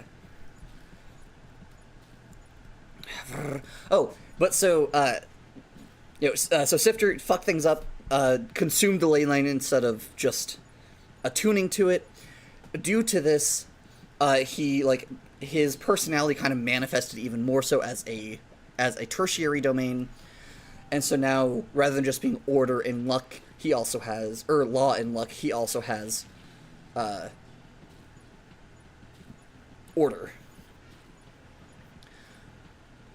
Actually, I do need to figure out how separate certain things are. Oh, the reason why I said, oh, right, why I was like, oh no, I've become Sifter whenever I was talking about how I just look at people and they die. No one knows so, as I mentioned, Sifter defeated the previous God of Luck in a game of dice. Because you can only really kill a god if no one can worship them anymore, the only thing that is known about the previous god is that they were another god of luck in order, and that the only thing that remains of them are 2 pieces of their skull, both of which have been carved into a D6, which has then replaced Sifter's eyes. Sifter doesn't blink because he doesn't need to, unless someone is praying to him / has visited him in his casino and asked for help. At which point Sifter will blink, and the dice will roll. And the roll of the die determines how much or how little he's going to help you.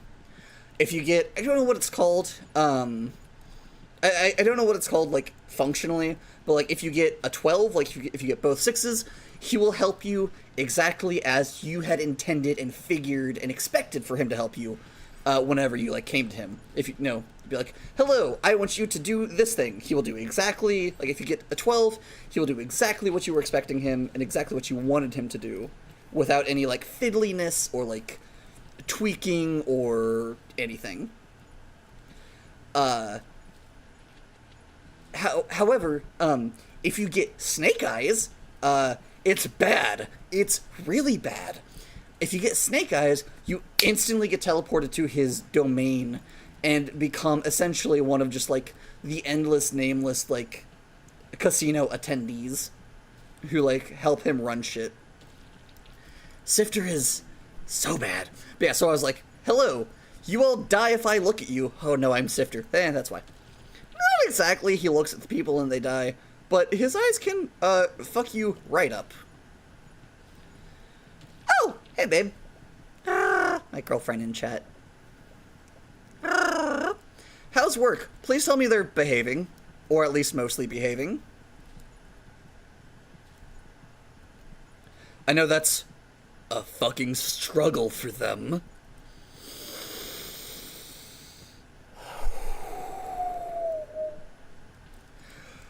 I have normal, rational, sane thoughts about my girl Fang's work and how they treat their employees.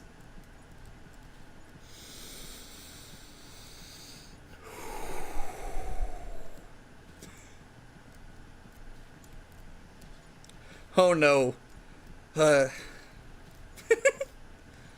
I'll take that as a no. I'm so sorry, love. Is it a rough? That's fair. It's gonna be is it a rough day or is it just a boring day? Because I know those can be the same thing, but also there is a distinct difference between oh god, I'm doing so is a bad day or just a boring day?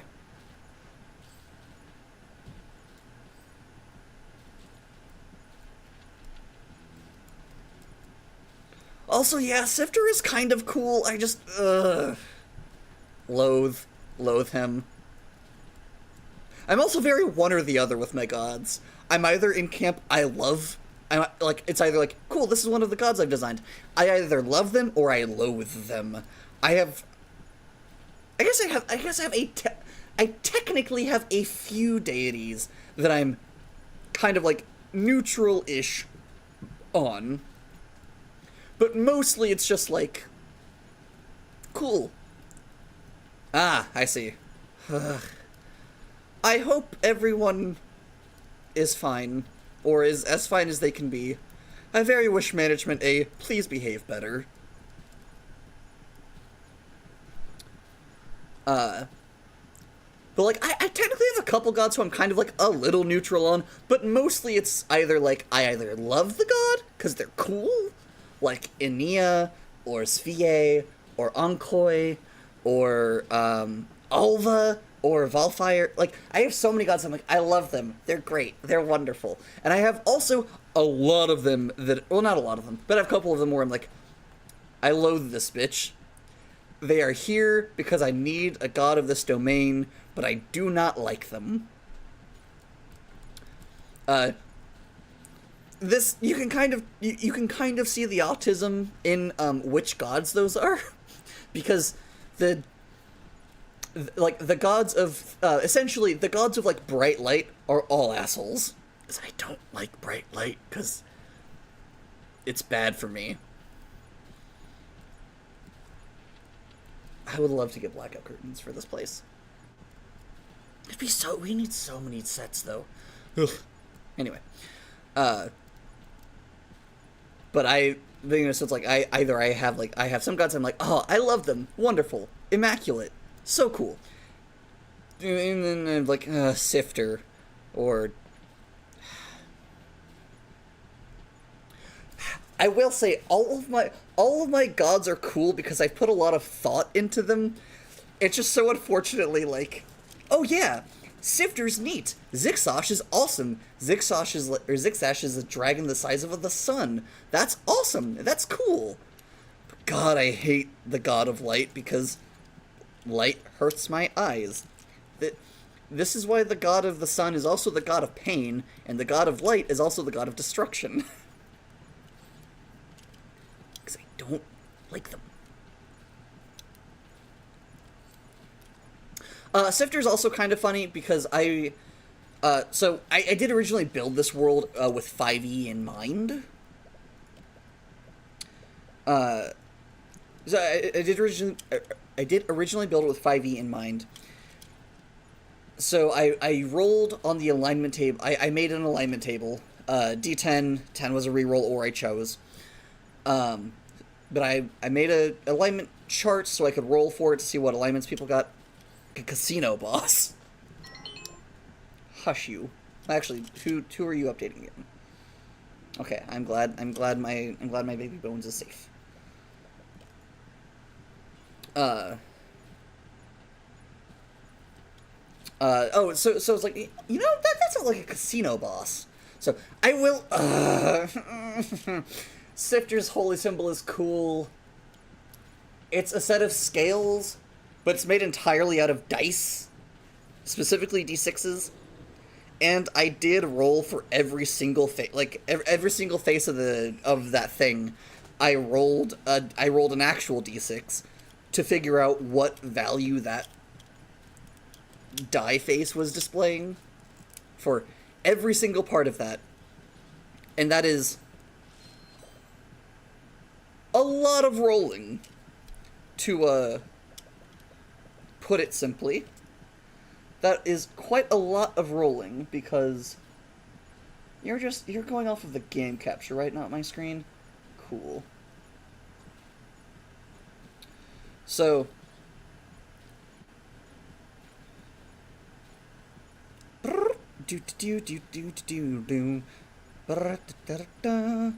okay.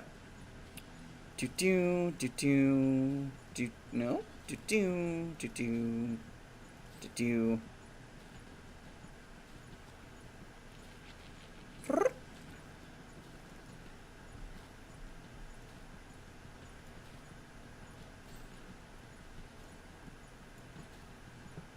Okay. Alright, what upgrades? Don't like any of you, really. Oh, I'll do Wither. Wither's nice. Wither makes people who are affected by curse take more damage. Not that I really need more damage, but, you know, it never really truly hurts.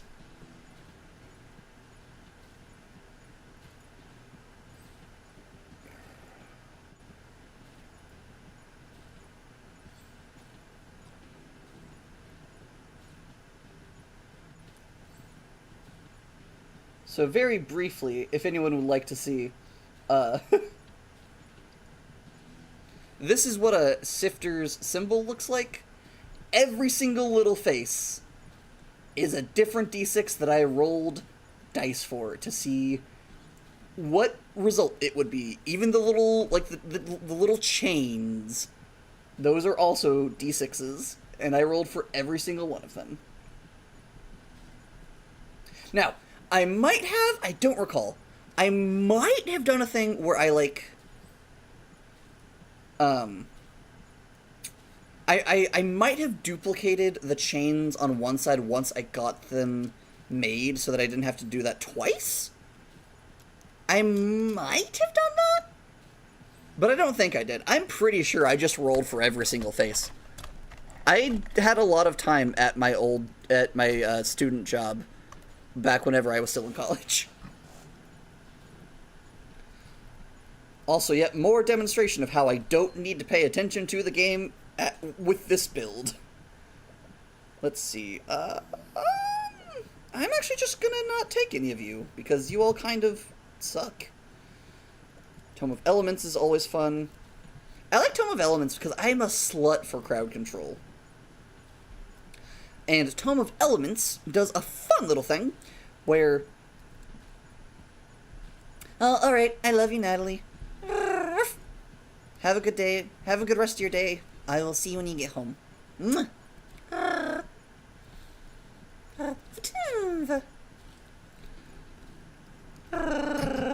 I love my girl thing so much.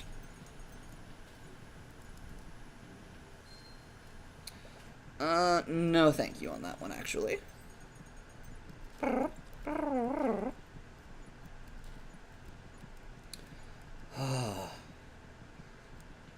I have thought so much about it. I've also, like, I've just been burning with so many different ideas for building this world, so I've been trying to, like, get them all out. Like write them all down while I'm having the motivation for them.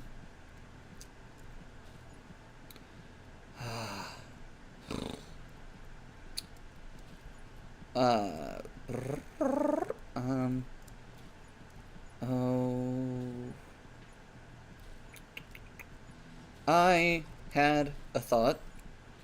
Where did it go? Oh! Like, for example, cool, random, weird fact. This is, in the world that exists in the setting.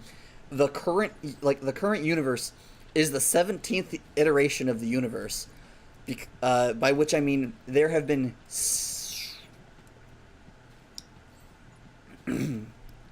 there have been 16 previous Big Bangs, and then I don't know if we actually have a term for it yet in real science, but I'm referring to it as Great Collapse, where, like, it recondensed back into, like, a singularity. There's been 16 of those. Why 16? Because I rolled dice to see how many times it had happened.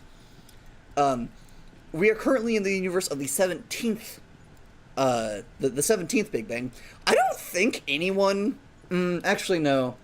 The Zagria probably know this, because they're very, very high... They're very high-tech. Most people in the universe don't know this. I am thinking that there's going to be some sort of element of, like, relics from previous iterations that have somehow been magically preserved to, like...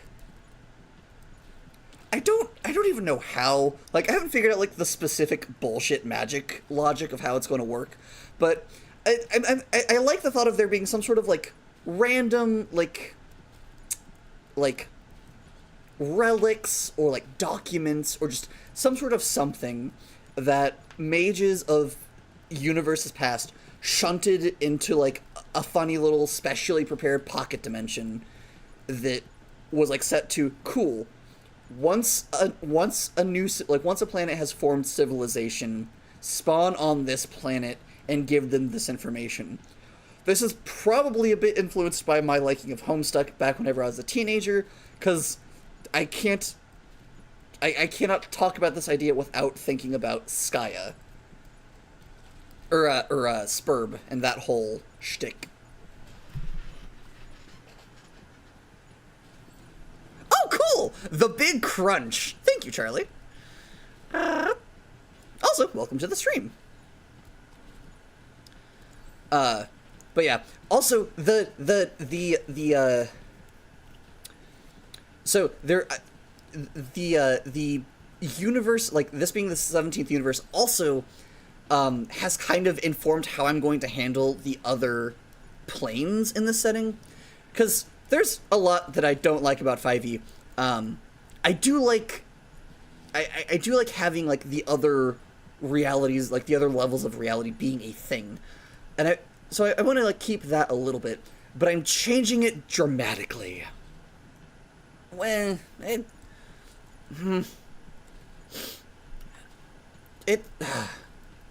well, it's complicated, and we're only an hour and a half into the stream's going to be at least 4 hours, so why not? So, the way the universes work in the other... So, the way that the universe works is that at some point in the past, I haven't figured out when yet, but at some point in one of the previous universes, they designed a ritual that essentially allowed them to instigate the big crunch. The details are still figuring them out, but essentially the mages and the great minds of that time realized, hey, we only have like a century or two until the heat death of the universe happens. We don't know if we can stop that. But what we can do is make it collapse in on itself so that it sparks off again. And so they designed the funky little ritual to, like, forcibly start the big crunch. I think the big crunch is cool. I think I do like the mouthfeel of, like, the big collapse better, so I think I might stick with that. That is good to know, though. Thank you. They knew, like, they saw this coming, and, like, they designed a ritual that allowed them to instigate the big crunch. I'm still figuring out how that even works, because I'm like, that is to affect all of the universe. Like, to put this in, like, 5e terms, I know Wish can do functionally anything, but the keyword there is functionally, and I don't think even a Wish could affect the entire universe. An entire planet, absolutely. I don't know about the entire universe. It's a bit much. But who knows? Some point along the way, also not sure when, I'm also undecided if this was a side effect of the ritual or an intentional thing with the ritual. But at some point, this might have just always been the case. No, that is always the case. So, the center of the universe, like the true epicenter of the universe, from which, like, you know, the starting point of the Big Bang is the ley line of magic. At some point, also, no one currently knows that fact. I think people in I think people in past realities knew this, or past universes knew this. I'm gonna go ahead and say no one in the current universe is aware that the universal center is the ley line of magic. At some point, I don't know if this was I haven't decided yet, I should say, if this was a part or an intentional part of the whole ritual to, like, cause the big crunch or not. But at some point, a consciousness was bound to the ley line of magic, meaning it's the only ley line that actually has, like, an active consciousness. Because most other ley lines are, again, I compared them to the Winter Mantle from the Dresden Files, as much as I feel slightly cringe about using that, but whatever. Oh no, cringe is dead. The Dresden Files are very fun to read or listen to in my case, but I lovingly refer to them as literary McDonald's, cause, like, yeah, they're entertaining, they're enjoyable, but, like, they're not, like, they're fine. Like, they're, you know, no great lessons or observations or statements on morality. It is just a silly little book series about a silly little wizard getting way over his head in so many ways. So, like, it's fine, but it's, you know, it's nothing too groundbreaking or making great pontifications about the state of human beings and whatnot and what have you. But there is a part where the protag gets like this thing where he becomes like the right-hand man of a powerful entity, and he gets like this thing that's called the Mantle of Winter, and it gives him like a secondary set of like instincts, it gives him impulses to do things that he himself wouldn't normally do. And that's kind of how the ley lines work, where it's like,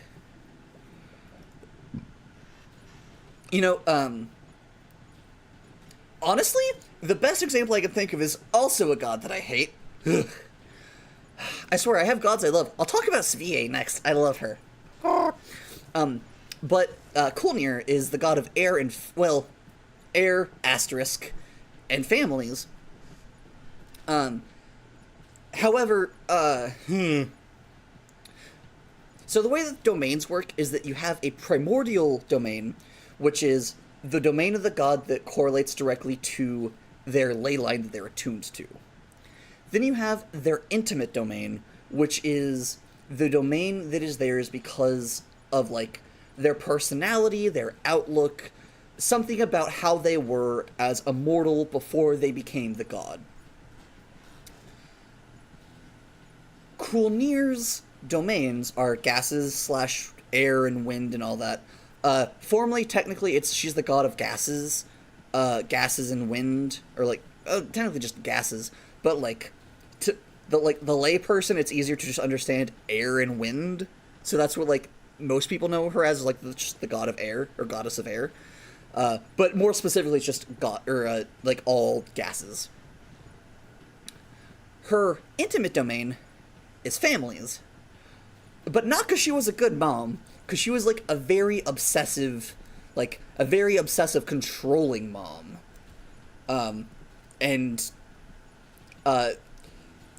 The metaphor I use for this is to demonstrate how, like, the ley lines can influence someone. Before she became the goddess of air, Kulnir would have definitely given the mother from A Child Called It a run for her money. If you don't know what that... If that doesn't make sense to you, think of, like, the worst possible parent you have ever heard of, and then, like, put that to, like, the 9th power, and that's maybe getting close to how bad the mom was in that story, or in that, book. Which, if I recall correctly, was autobiographical, which is real fucked up. So Kulnir went from being, in the running for being as bad as that, to simply being a very present helicopter parent, essentially. Because of like, the influence of the ley line of air and, like, diffusing and spreading out that nastiness, essentially. Be like, hello, she has a lot of nastiness, but thanks to the ley line of air, it's diffused across the whole world, instead of just being condensed like it used to be. Also, like, replacing gods is absolutely, like, a quest hook for, like, higher power level things in this setting. Absolutely a very valid, like, quest option, because... fuck it, we'll go into this. I can ramble about this for hours. So I really hope... God, I've gotten started. I really hope y'all are enjoying watching me do this silly game and listening to me talk about my funny little gods from my funny little setting. I've also been debating about possibly just, like, doing videos where I just discuss... And kind of a very similar, like... Hello, here is a person and an overview about them. That, like, Smite does for, like, the gods that they release. I have considered doing, like, a kind of similar thing, because I really like talking about my funny little gods and their funny little problems and my funny little setting. It's so much fun.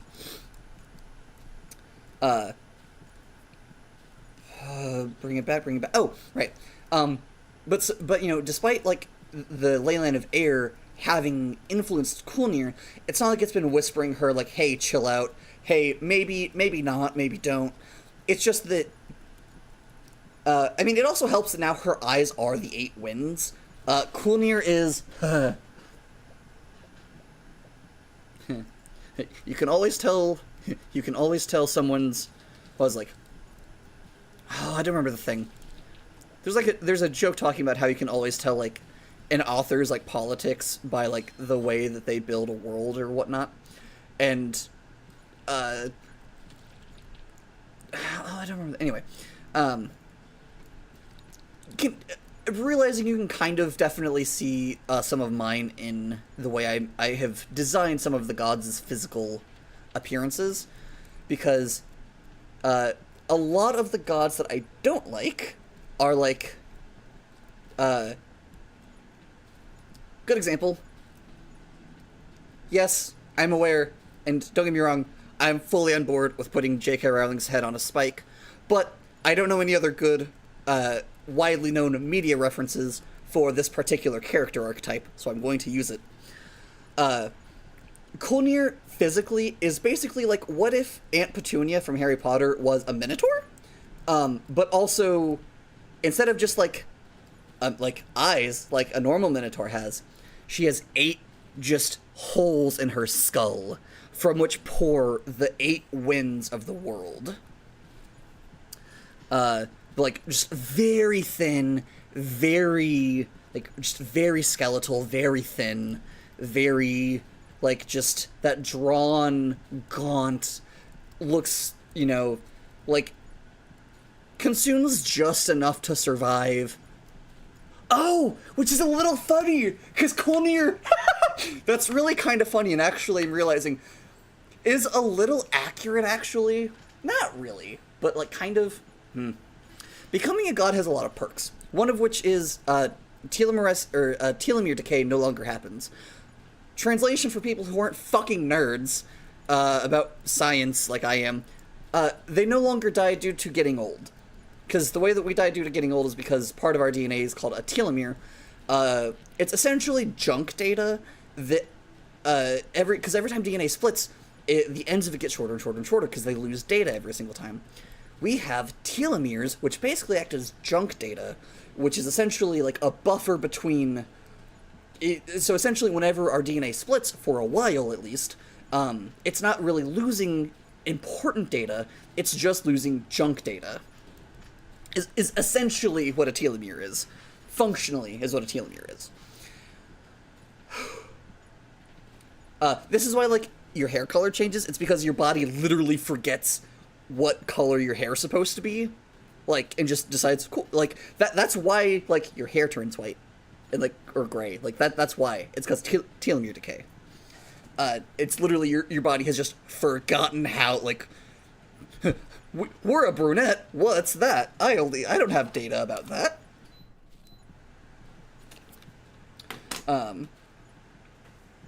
So, becoming a god, you know, attuning to a ley line, which there can only be one per ley line. There are currently 21 known ley lines and therefore known gods. I think there might be more. We'll see. Because I have approximate rules for how my gods function, but I also, like, have broken a couple of those, / might break a couple of those. Because, like, anyway, focusing, main point. Oh, so, becoming a god, to go back into, 5e terms, becoming a deity instantly sets you at level 30 as, like, a baseline. Just cool, you're a god now, you're level 30. Or you're really powerful. But, like, just, you know, for sake of reference. Or Pathfinder. Actually, I'll use Pathfinder moving forward, because I like Pathfinder more. But so it's like, cool. You're a deity, you're now level 30, and your telomeres no longer decay, and... so long as you, like, maintain, like, access to your primordial domain, you don't have to worry about, like, food or drink or anything, because you can just naturally subsist off of your primordial domain. So, for Kulnir, it's like, is the bitch breathing? Yes? Cool, then she's gonna be just fine, because her primordial domain is air. Asterisk. However, you know, people don't generally... Most people aren't huge fans of helicopter parents. So, and I'm especially not a fan of helicopter parents. So, I have made the decision that Kulnir has, like, maybe, like, across the whole of the universe, Kulnir has maybe 15 worshippers who are people. I specify people because in this world, shamelessly inspired by some of Taliesin Jaffe's decisions in Critical Role Downfall, which I honestly highly suggest, because animal worship and, like, is a thing, even if it's more of a passive thing. The difference mostly being animals can give active worship. Most don't bother because they don't have, like, the spare time to really think about it, so they just don't.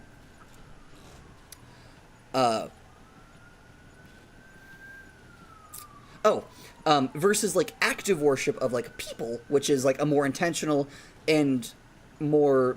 Because it is a more intentional thing, it ends up giving more power.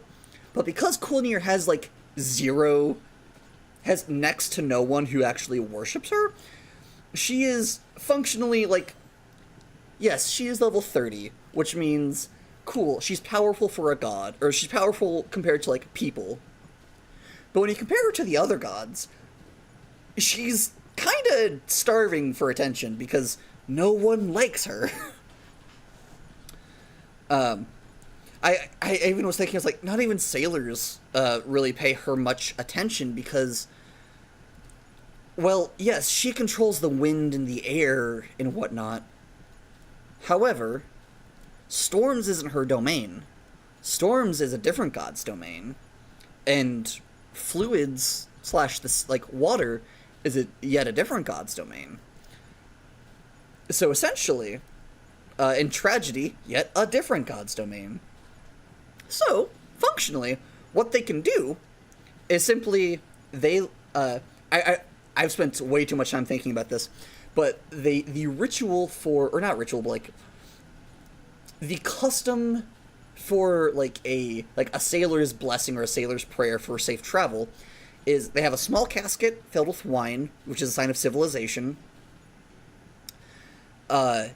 Inside the wine, they have any weapon, just any weapon that's in somewhat decent condition,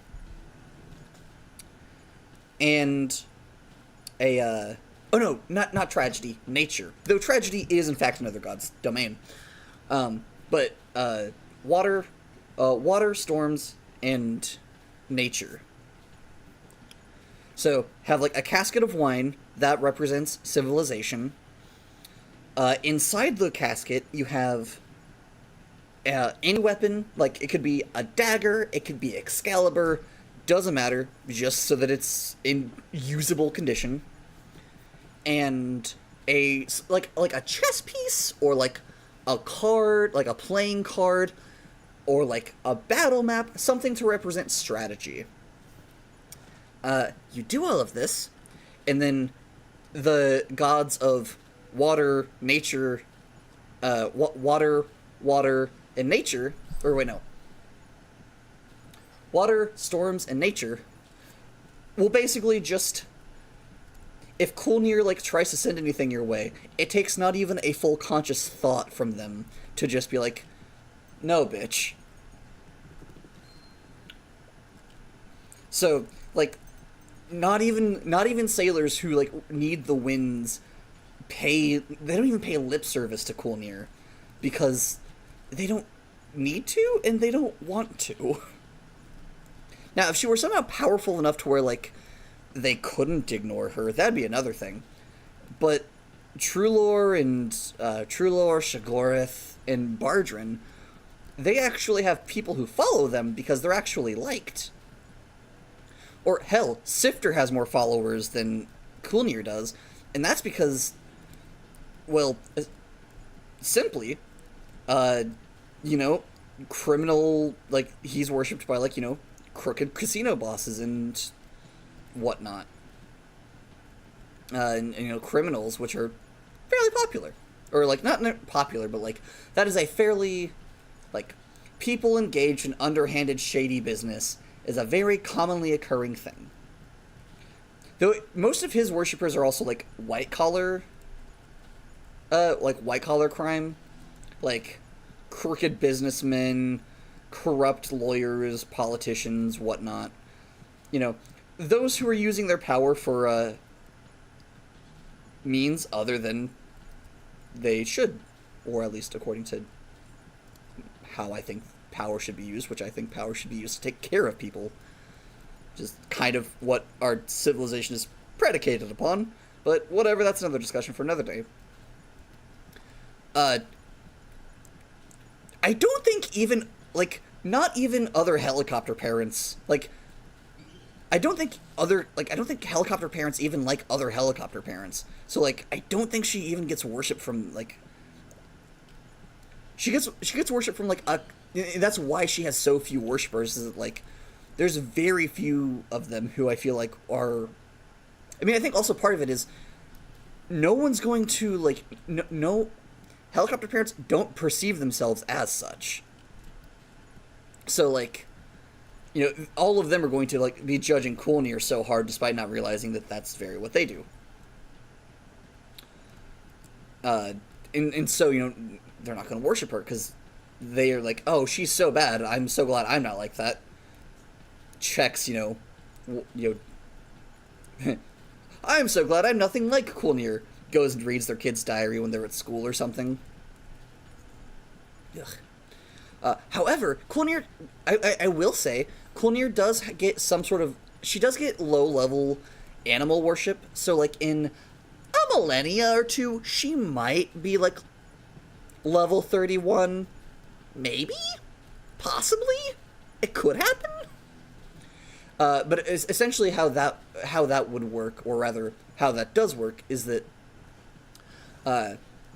animals who, like, for various reasons, like, I'm thinking, like, animals who live in, like, very dangerous climates where, like, they have to keep an eye on their young for their young's safety, give her, like, passing, in their constant caretaking and constantly looking out and looking over and not letting their children not letting their young leave their sight, they are giving passive worship to Coolnear. But it's not, like, intentional and directed faith, so it's not as powerful as, like, like, the other deities who have, like, actual worshippers.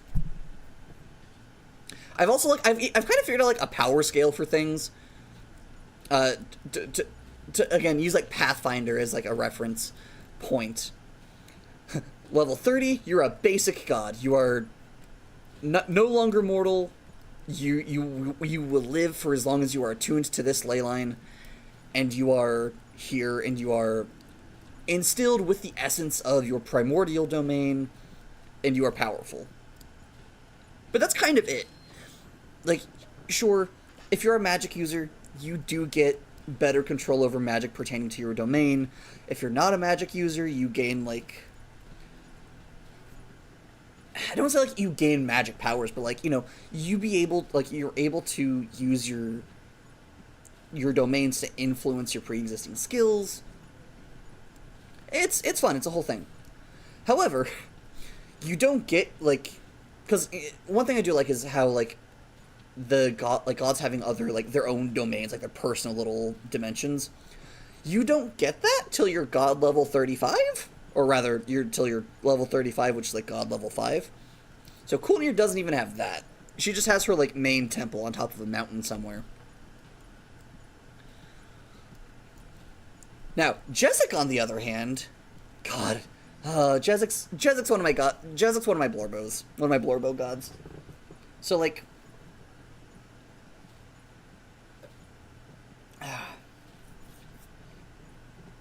so Jezek is the god of structure and relationships.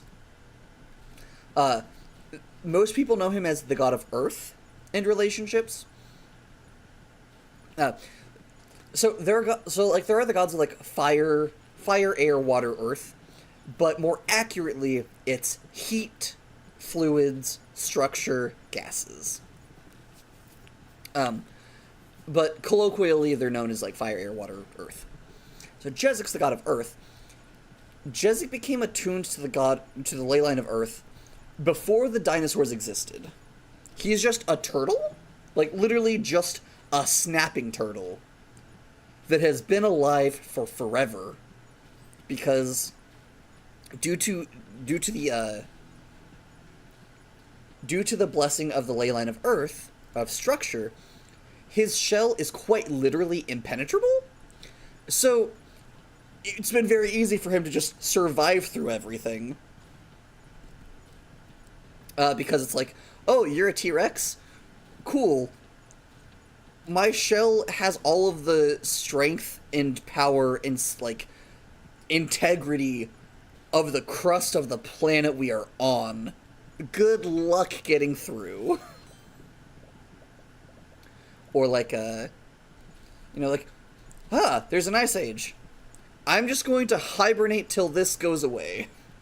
Because he doesn't have to eat. He also, because of, he has learned sentience and such over time. Also, fun fact, because he's, like, the god of structures and earth, and any deity can do this in this setting, he can basically, any deity can extend their awareness into elements of their own domain. So, for example, Jezik can just, at any point, be like, cool, I'm going to just become aware of whatever's going on near this patch of ground, or, like, near this structure. And back before back before the concept of privacy had evolved on this planet, that's kind of what he did. He did a lot of just kind of, like, sitting and watching and observing. And you're just kind of being a nosy little shit. But, I mean, it wasn't even really being a nosy little shit, because the concept of privacy didn't exist yet. At the very least, the concept of privacy didn't exist on his planet. So, like, you know, why concern yourself with being respectful of others' privacy if you aren't even aware of what the concept of privacy is, right? I will say, Jezik has learned a lot over the years. He learned how to speak, and just, it doesn't make a lot of sense, but he learned how to speak using his turtle mouth just from observing other people who can talk. I'm hand-waving how the specifics work because I can. I'm just gonna say, he learned how to do it. He's also, like, you know, the baseline level of a deity is 30. Jezik's level 100? Because Jezik has been given active animal worship for aeons. For so long. I think the... Do we even... It's like day, week, year, decade, century, millennia. I think epoch is the next largest one. Or maybe age.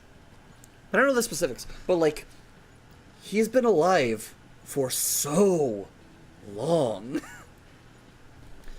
And due to one of his domains basically being stability, he also stabilizes the ecosystem around him, which is interesting and has had some interesting effects on evolution in the areas immediately around him.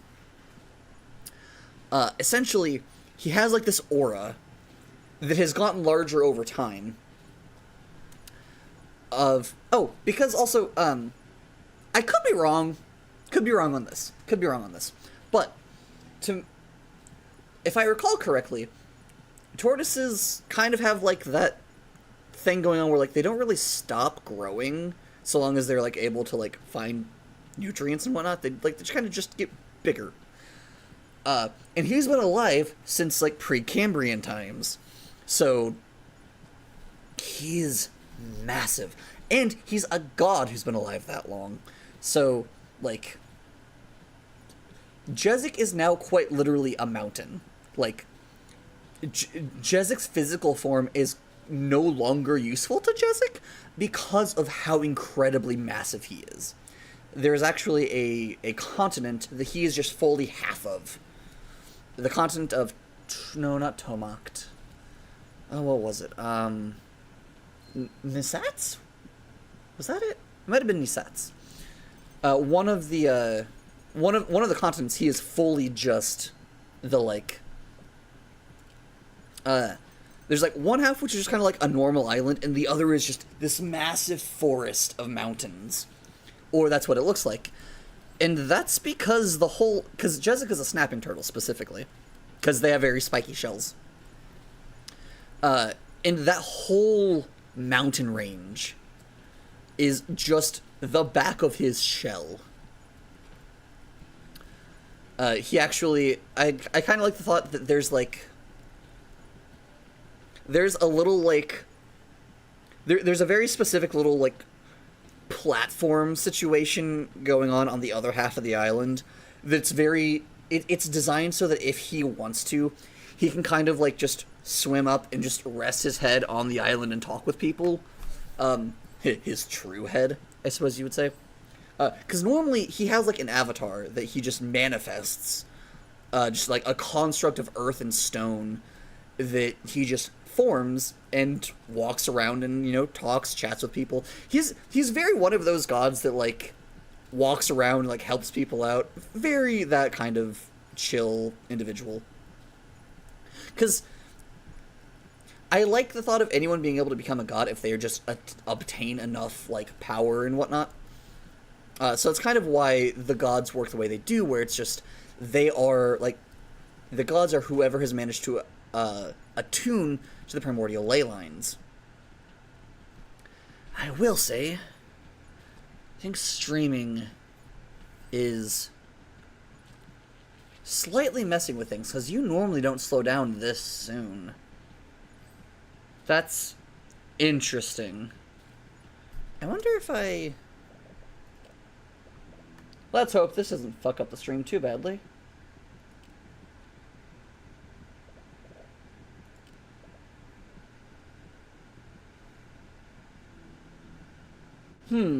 Interesting. Okay. Well, that is an option.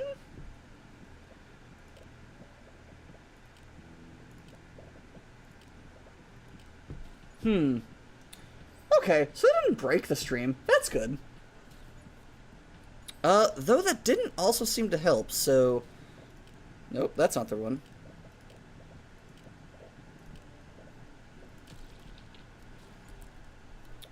Tome of Might. Get me that sweet, sweet damage bonus. It's so funny that these things are, like, bosses that normally are, like, a problem. But because I just have the gaze of death going, it's like, hello, perish. That, and also my scythes are going slightly faster than the speed of sound, it appears. I wonder if the scythes are why it's slowing down. That would kind of make sense, a little bit.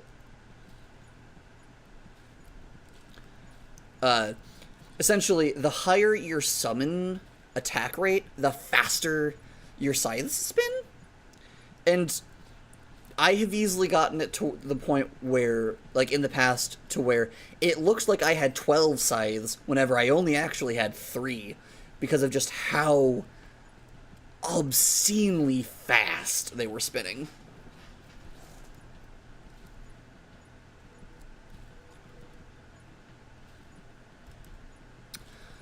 But yeah. Hello, I see we have a couple... I thought I saw it flicker up to something. Okay. But, looks like we have a couple new viewers. Welcome! Doing a very silly challenge, seeing if I can unlock everything in a single run. And also, because I have so much time to kill, and I can only talk about the mechanics of this game for so long, I'm kind of rambling about the fantasy world that I'm working on. No, and I scared them off. Oh well. That or someone else left. Hmm. What's that? What's that stomach? Food? What is that? Alright, I will... Not yet. Not while the eyeballs are still around. But once we get to the next minion wave, I'll, well, not pause, because I don't need to. But I'll pop out, and... Not pop out. I will get up and go throw something in the microwave. I could also just grab a granola bar. No, no. My pack would want me to actually eat food, so that's... Yeah, okay. I will say, one thing that I don't like mechanically about this game... So you have your dodge chance, right? There's also an upgrade you can get called Holy Shield, which is this bubble that's around me now. And essentially how it works is it's a shield that goes around you, and so long as it is active, it can absorb one hit without a problem. But then it breaks and it has to recharge over some time. I think that I find it annoying that it doesn't take into account, as far as the order of operations of like your defenses go, it checks first for your Holy Shield being active, and then your dodge. And I wish like it checked with that in reverse, that way it's like a... Because if I'm going to dodge the attack, it's annoying that my shield breaks, because I'm like, well, it wouldn't have hit me anyway, because my dodge chance is obscene. But, it's whatever. I don't know if that makes sense at all. It's just like a... Yeah, I don't know. I think that makes sense. It makes sense in my head. Oh man, you are chugging. I guess we'll see if it gets worse. If it gets worse, I might maybe call it, unfortunately. Because I did want to, like... I don't know. It sounded like a fun stream idea to me to just be like, hello, I'm going to do this for, like, 5 hours. Come hang out while I'm doing so. But if the game's not going to cooperate, then I might not do that.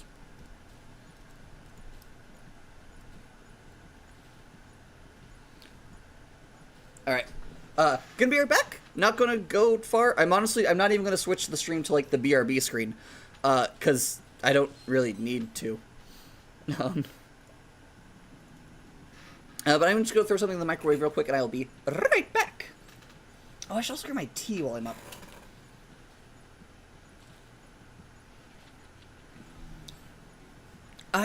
There's no way I can die. There is zero way I can die.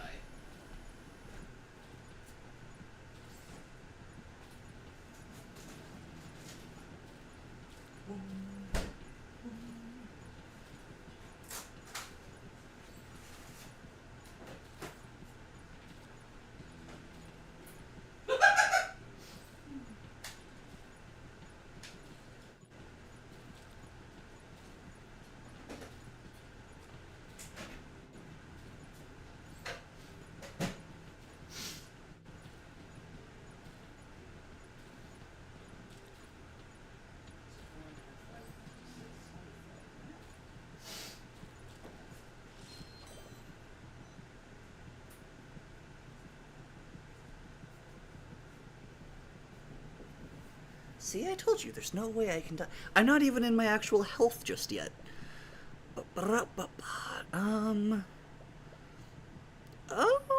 Yeah, let's do more attack speed.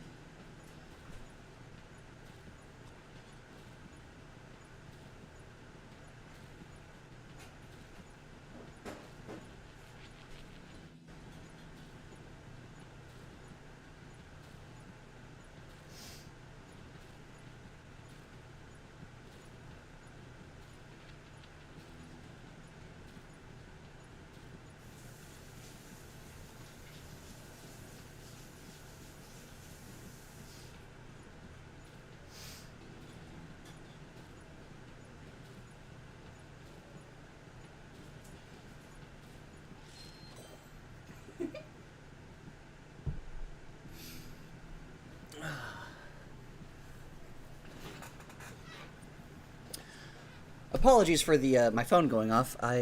One of my pack mates sent me a message, and I know exactly who it is too.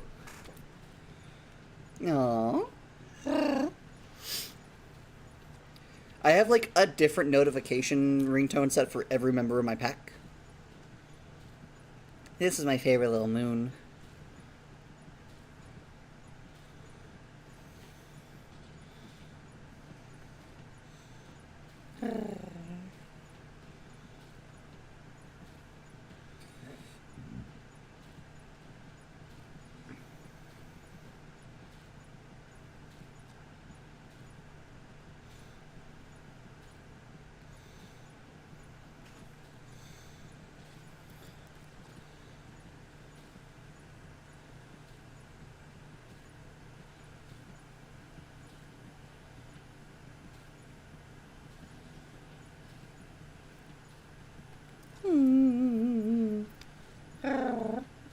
I will turn my notifications down a little bit. Mostly for purposes of copyright stuff, truth be told. Though that said, I guess the has-been ringtone might maybe trigger something. The rest I'm pretty sure. Let's see. So there's that, then... Let's see. That's an indie... So there's has-been... That's from an I don't think Liam Vickers is gonna really... Is Liam Vickers even large enough that would be... Like, I don't even know if Murder Drone's music would, like, be flagged as a thing that the YouTube system recognizes. And then that's definitely an indie artist. What do I have set for... What do I have set for my little... Hold on. I know I have one specifically for each one. I'm suddenly drawing a blank on what I have for one of them, though.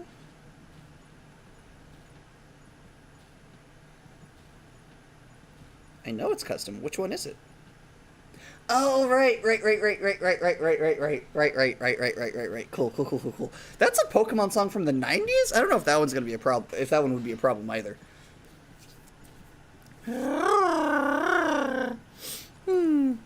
One of my packmates is also a big Pokemon nerd, and gender is also fluid and funky. And so my ringtone for it is a snippet from a song from, again, the 90s, called What Kind of Pokemon Are You? And if I remember, I believe the chunk is just quite simply what's it called?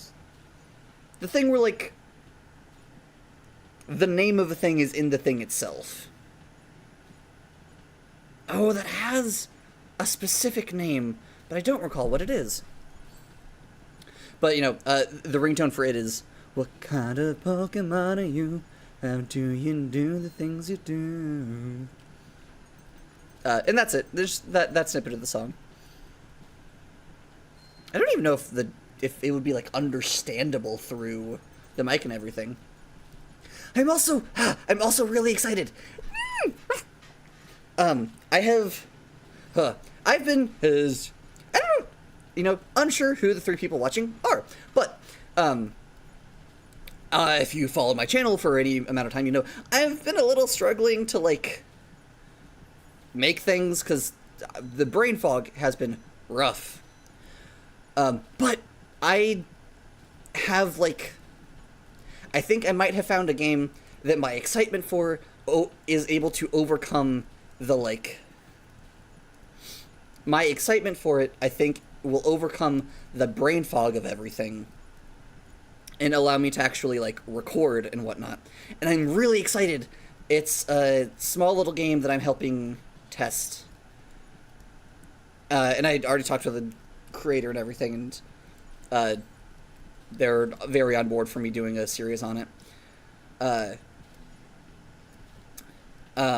But I'm really excited because it's like an old retro RPG type game, made by creator is also trans, and I'm just like, hello, this is exactly the sort of thing. This is amazing. I'm really excited because it looks like it's combining from like the preview trailer, from what I've seen of the gameplay, it looks like it combines aspects of Shining Force, Legacy of Great Intentions, which, if you've been watching, you know I fucking love.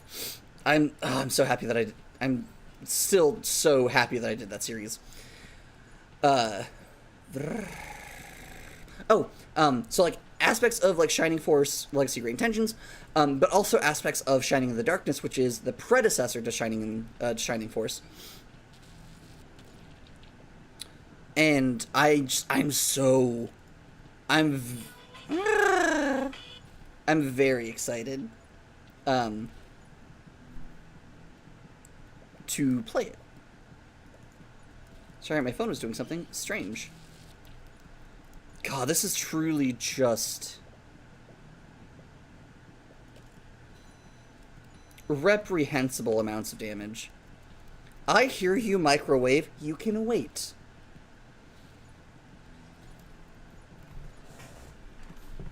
Okay, cool. A great example, honestly. Oh, oops.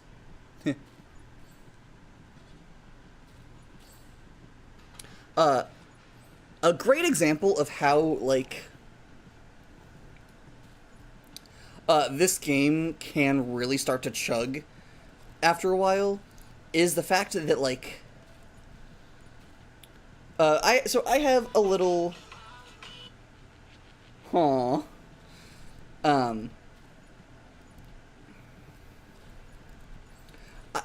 my cooling pad has a little gauge on it. I don't know exactly what it reads specifically, but it has like a little temperature gauge thing on it that lets me know approximately what the temperature of my computer is doing.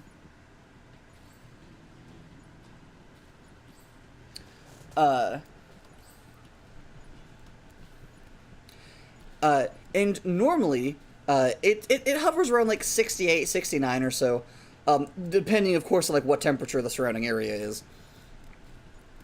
And like, but like I can tell kind of how hard my computer's working because of, like whenever, like for example, when I'm playing Warframe, especially if I have like the high graphics on, so it's like rendering everything at super high detail and whatnot. It, you know, like it'll be higher, you know, closer. I don't think it doesn't often go into the actual 80s, but it will get higher, like 75, 76 or so. At least on this readout. I'm sure that it's hotter inside. Absolutely positive it's hotter on the inside. There's a joke to be made there, but I don't know exactly what it is, and I'm going to move on.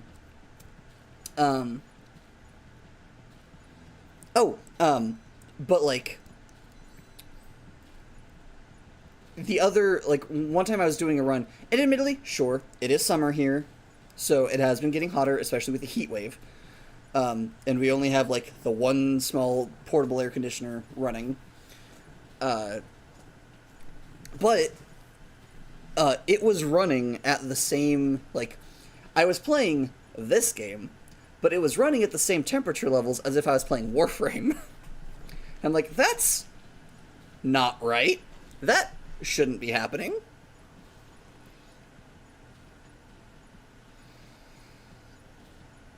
Oh, fuck, that's good tea. Alright, we are currently in a wave that I am functionally invulnerable during. Okay. Oh, wait, hold on, did I? Oh, I might be really gay in a moment. I mean, I'm always very gay, but, you know.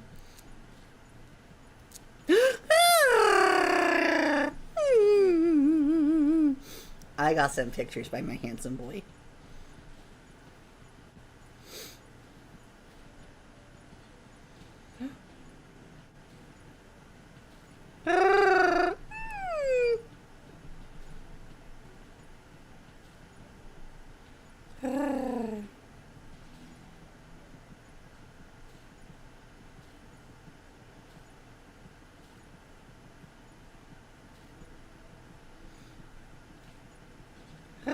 I'm low-key teasing him, like, you have low-key been featured on my stream now, because I'm being gay about this.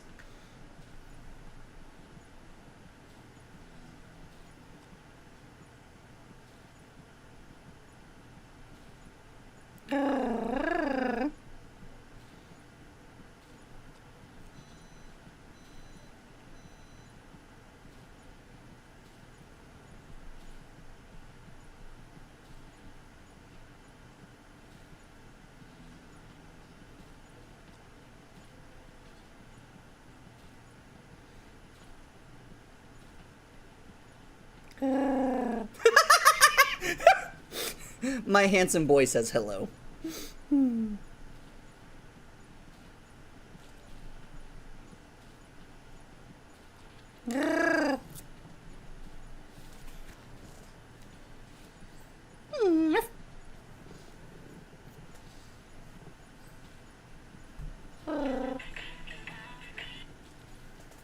I'll send him a selfie back, because of course, he's my handsome boy.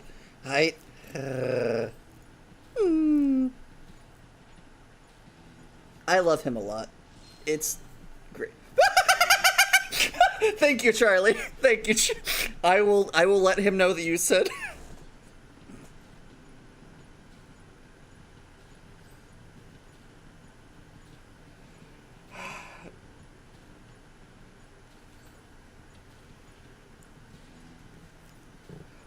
Charlie, thank you. That was amazing and hilarious.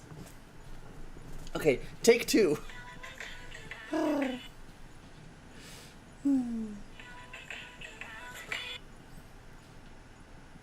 I'm trying to, like, not spend too much time on my phone. Because, you know, it's a stream. It's not engaging to watch me on my phone. I don't know. But, so I didn't, like, check the picture before I sent it to him. And I just realized that I blinked right as I sent it.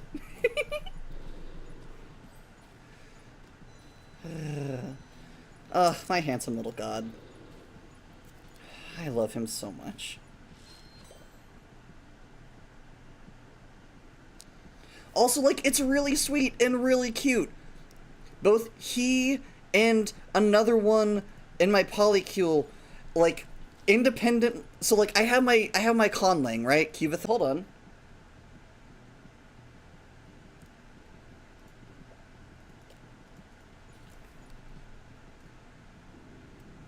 Okay, are we good?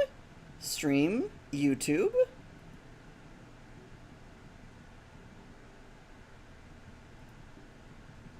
YouTube, are you okay? YouTube, like, said, oh, fun. Oh, apologies, Violet. I was unaware.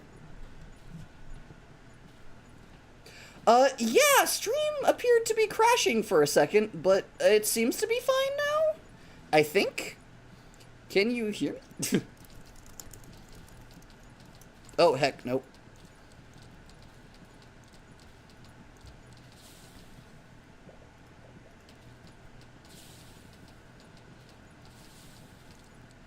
Okay, cool.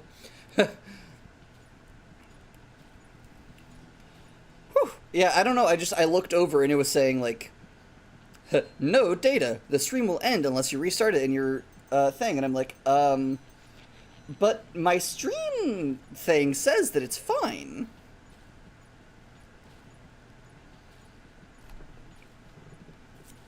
Cool.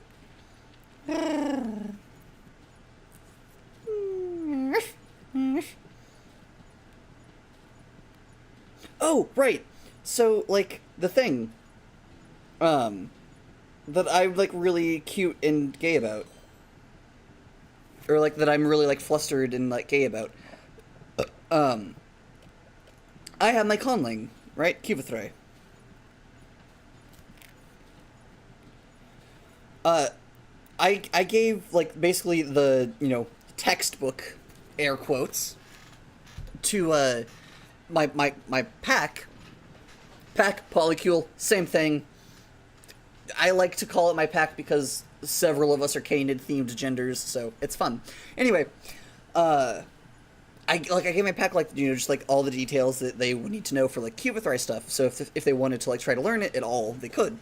And two of them, independently of each other, found, like, the same, like, came to the same conclusion on how to say I love you a lot. Because I taught them all how to say, like, I love you, which is, because, like, an emphasized V is, a greater V is, like, self or individual, so, and is the noise for, like, love or affection, and the language doesn't have a hard set subject, subject, object, verb order, I forget what the exact thing is called. SVO, subject, verb, object? Question mark. Anyway, it doesn't have a set order like that, like how English does. Like in English, sure, understand you can if order is messed up, but generally it has a other SVO than that. Cuba Threat has no set subject, verb, object order. It is just whatever is most convenient for the speaker. That said, the way, like, I love you is specific. The parts are self in, like, the first person position, which can be, again, wherever the person so chooses to fucking put it. Like, you could also say, and also it'd be just as accurate as, but I prefer, personally, I like doing, I mostly keep my SVO fairly similar to English's, the English SVO, just because it's what I'm most familiar with. Gonna be honest, it's just because it's the easiest for me. Nope, don't want the dragon. I mean, I want my dragon, but she's at work currently.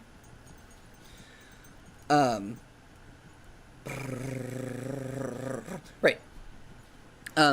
So it's a greater V in, like, the first person position, in the, like, I guess verb position, or like the what is going on in here position, and then another greater V in the second person position, or the object position, which indicates, like, a person who is not yourself, is essentially what that means.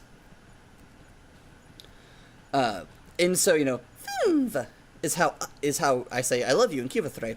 And both of them independently of one another, came up with Vatumva, which is, it means I love you a lot. It technically, like, a very, the strictest possible translation, will put it at, I big love you, but it's, Cubathra is highly contextual. Everything in it entirely is based on context and intent of the speaker, and there's a reason why this language is not meant to actually be spoken by people outside of, like, me and my polycule and people who watch this channel. Because it is complicated and convoluted and rife with potential communication issues. Also, I'm going to go get my food. Well, I'm going to wait till this annoying wave is over. This is, like, the one wave where, like, I don't want to leave too unattended just yet. Because I could theoretically die. It would be very unlikely, but it could happen. Technically.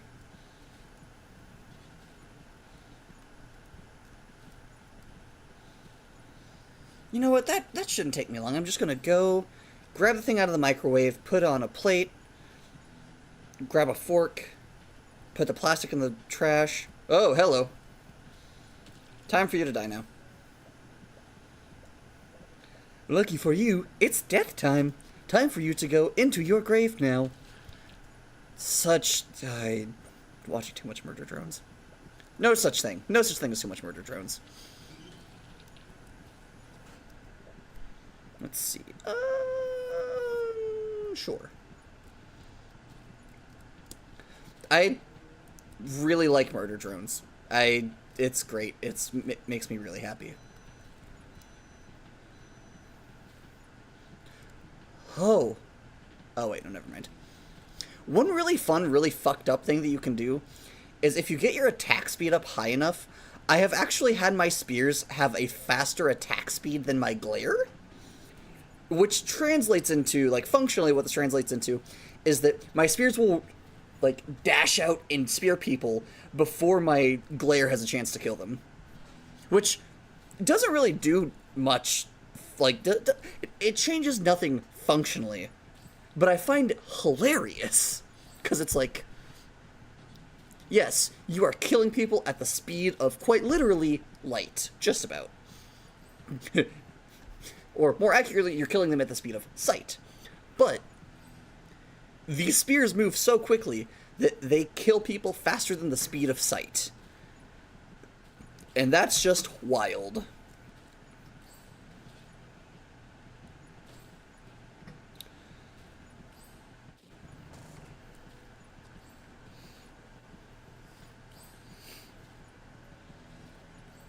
I do like whenever they have, like, kind of become so, like, so many of them have died that they all come in at the same time, so that, because if it works well, I will dodge one of them and nullify all of their bullets.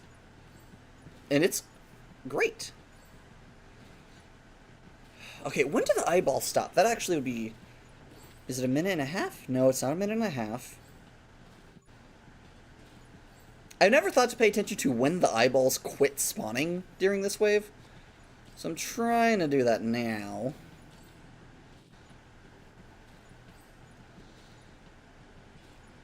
It might be at 2 minutes? Question mark? I don't know. I show that this is the wave I hate the most.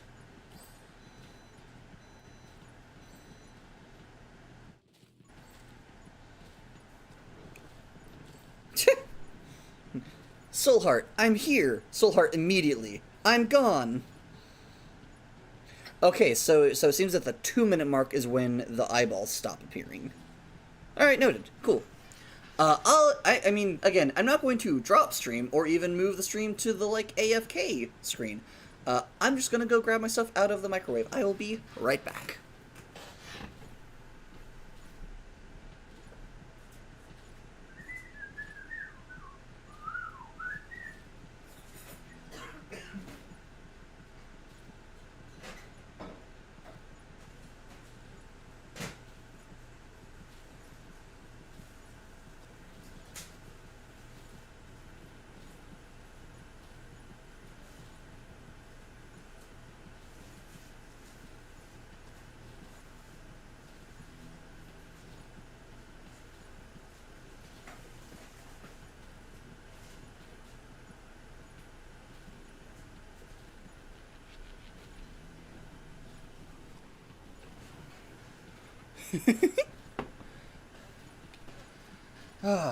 Alright.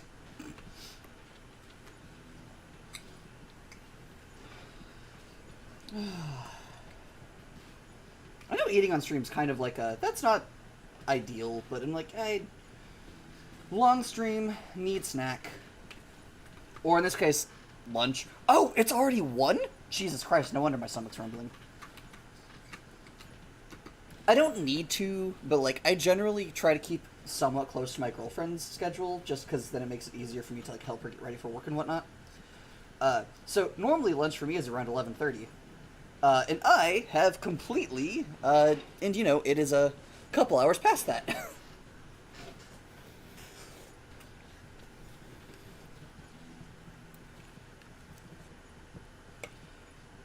Let's see.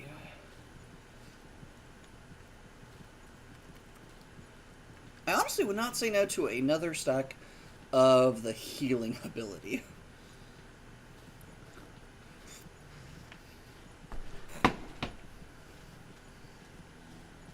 Of course you do that.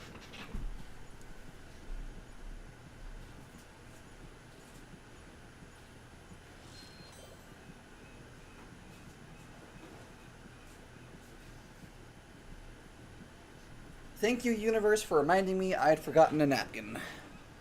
I guess. God,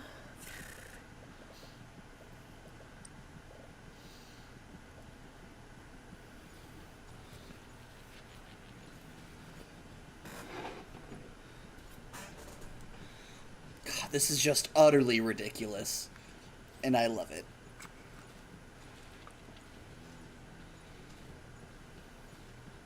Okay, we're at the 3-hour mark. Wonderful. At least according to the little dealie that I have over here. My streaming software says I've been going for 3 hours and 2 minutes.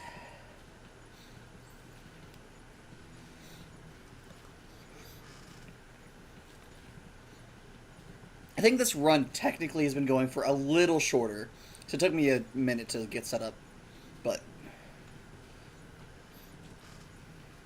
or not get set up, but like it took me like I I explained a little bit what I was gonna do at the start of the game, or the start of the stream. So I didn't jump in just right into it.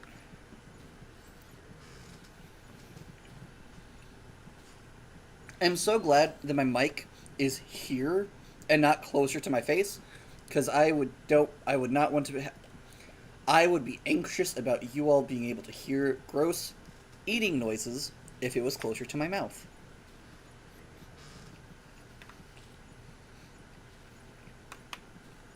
Not like I eat grossly or anything, just, you know. It's not great hearing somebody else chew.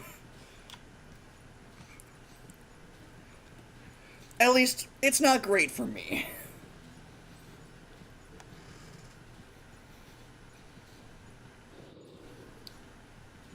Truly, this is redonkulous. Just like...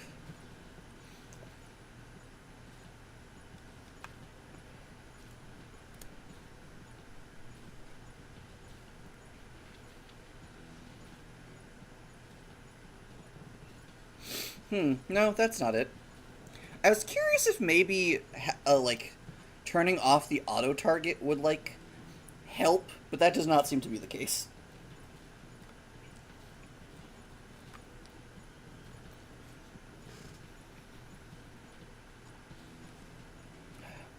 So, Violet, how's your day going?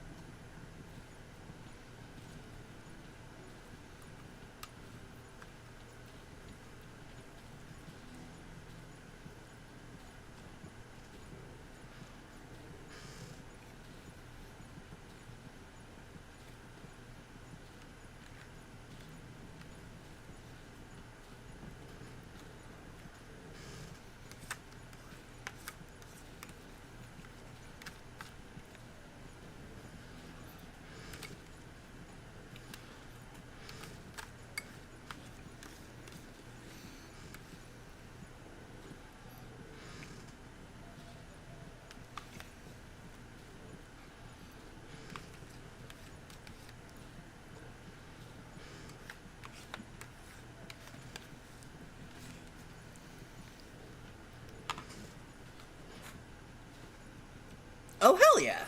Love to hear that. I'm gonna be right back. I'm gonna go put my dishes in the kitchen, and I'll be right back.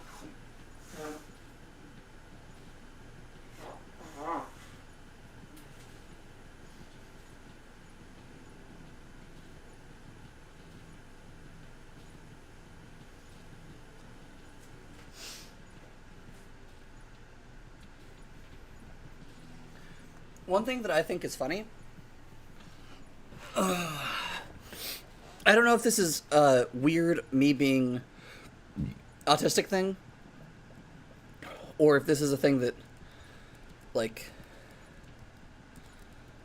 oh no, I've hit the point where, oh no, I moved too fast.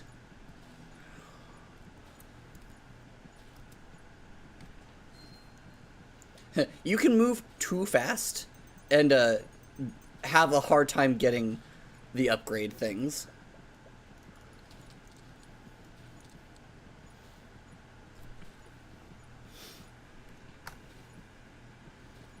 Oh, I do love that. D&D is so much fun. I'm, I'm so excited for my like next like couple D&D sessions. We are in like the end game, and like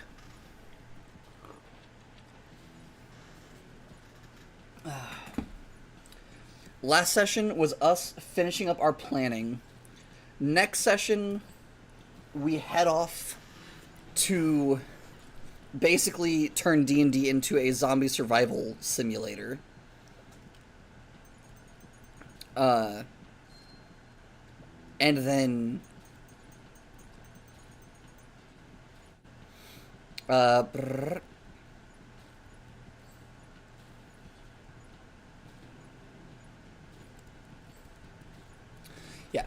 last session we got done with all of our planning. Last session we got done with all of our planning, mostly. Next session... Oh, also, cool important thing that happened. So my character has, like, has a very special set of armor that previously was, like... It used to be a holy relic given to the royal family by Lolth. Whenever Lolth put her mom on the throne. However, she has since realized, like, oh, Lolth's horrible. Lolth is, like, grade A, absolutely horrible. Absolute nonsense, absolute garbage. I'm going to kick her ass for hurting my people and manipulating us for so long. And then desecrated the armor and fucked with its enchantment. So now, rather than drawing power from Lolth, it's called Legacy of the Dark Usurper. And functionally, the more people... immediately, upon learning this, which was also partially, like, she learned this, and then, like, a session and a half later, Lolth killed her mom, who was an empress. And so Irate went in front of all her people and was like, hello, Lolth killed Mom, and Mom told me to get revenge on Lolth for her. I was already planning on doing it, so this works out very well for me. However, I do need you all to believe in me, and I promise... if we all work together, with enough faith in me, I'll be able to send her packing, and then I will be I will actually watch over us and our well-being. Very says, I see your all power corrupts absolutely, and I raise you, I'm aware, but I'm trying very hard to make sure I have checks and balances in place, because I don't want to be Lolth 2.0. Essentially, convinced most of her people to worship her instead of Lolth. She was so successful, that one of her people actually believed in her so hard that he fundamentally changed how her divine intervention worked, because and eventually Iratolin eventually ended up adopting him, because he was an orphan from Irae's home city, whose family had been taken by the plague, and he believed in her so much. I mean, also partially because she defended him, because whenever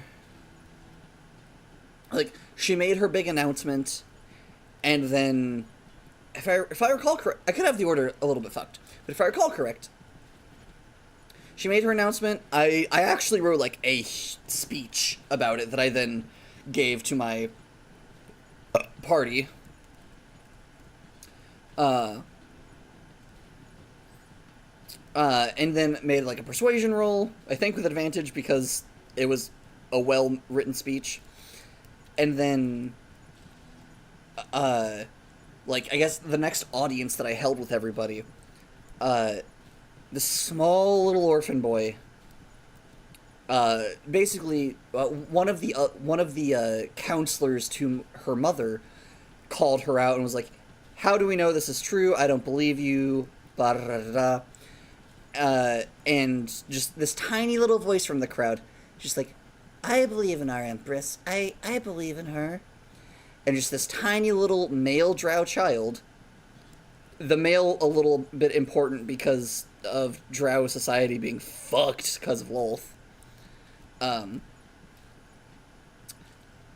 And so just this, like, this high society Drow who is very entrenched in the old ways and very, very used to getting her way and, being able to just, do whatever she wants to those of lower status of hers, wield on him, and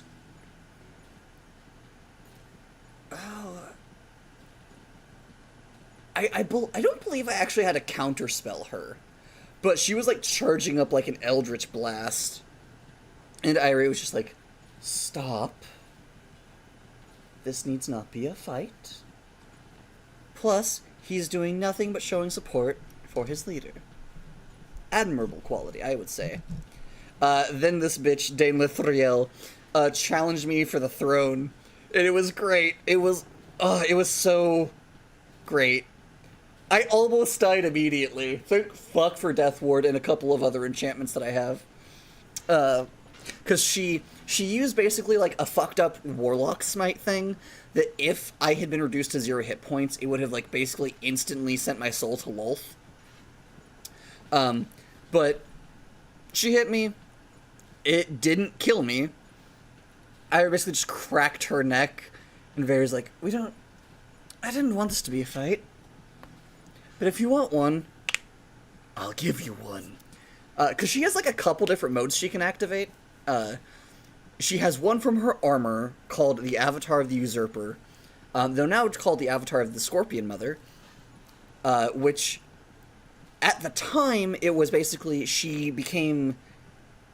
it was basically she got chitin all down from like her neck, from her jawline down, all became chitin. And then she got a scorpion tail that gave her a 10-foot bonus action sting attack that could do any venom she so chose, or drow venom. Yeah. And also like some other fun abilities. And also death form, which can stack with avatar form. Which is... It gives her a lot of stuff. The most important bits is she can use her spell, one of her spells, as part of an attack action while she's in it. That spell also gets a little bit stronger. She's also like immune to a shitload of conditions, including the unconscious condition, which is fun. And then lets her like move through things like how like ethereal creatures can. So she just like turned into like this half scorpion monstrosity made of black flame and darkness, and it was like, if you really want to do this, we can.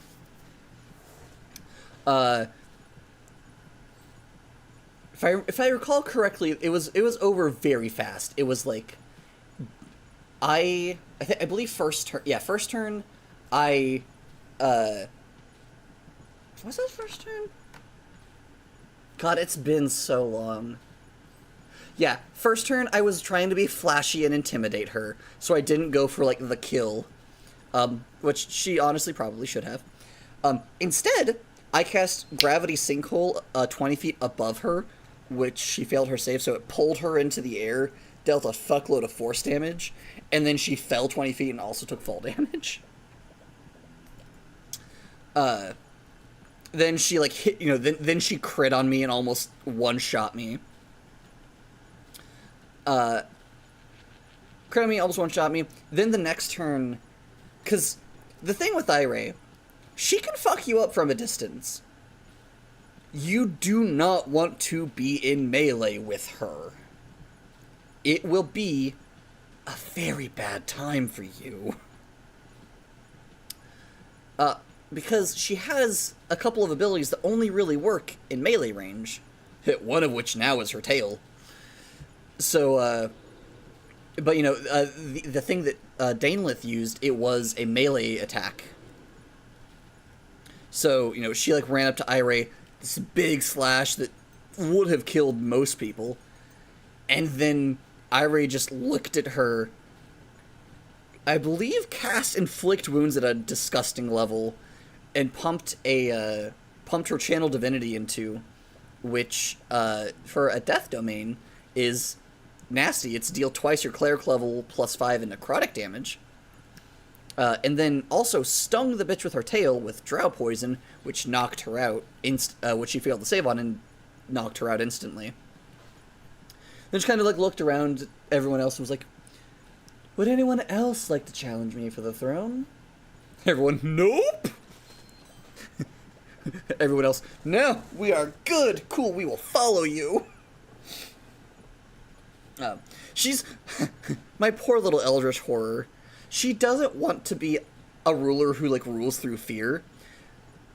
But also she's, like, she is now a 7-foot-tall statue made of weird magical obsidian that's purple-blue. And, like, she has, like, Vriska circuit eyes for both eyes. And, like, her eyes are made of gemstones. And, like, it just, she is very not a like, she does not look...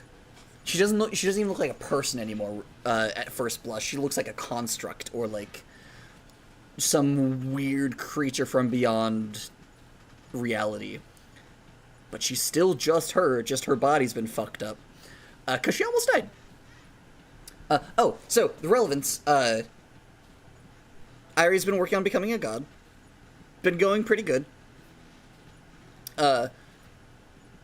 Her kid that she adopted gave her a fucked up cool new change to Divine Intervention where instead of rolling to see if, like, herself will intervene, basically, because she's now a cleric of herself, or rather, she's she's a cleric of her people, more accurately. But rather than it being, like, you know, roll to see if, like, a god intervenes, it is instead, once per week, you can auto natural 20 on a flex magic check, which flex magic is basically a very simple system where it's like, hey, I'm a mage of this power level. There's not a spell that does this, but I think, given the magic I use, I could do this. The DM's like, yeah, sure, that'll be, you know, the equivalent of, like, a 7th level thing. You have 7th level spells, so that'll be only a single charge. Cool. Because you have, like, so many times you can do it per day. Like, flex magic is at all. And so, her channel divinity became divine willpower, which is just once per week, she can just auto natural 20 on just bending the rules and reality of magic to her whim.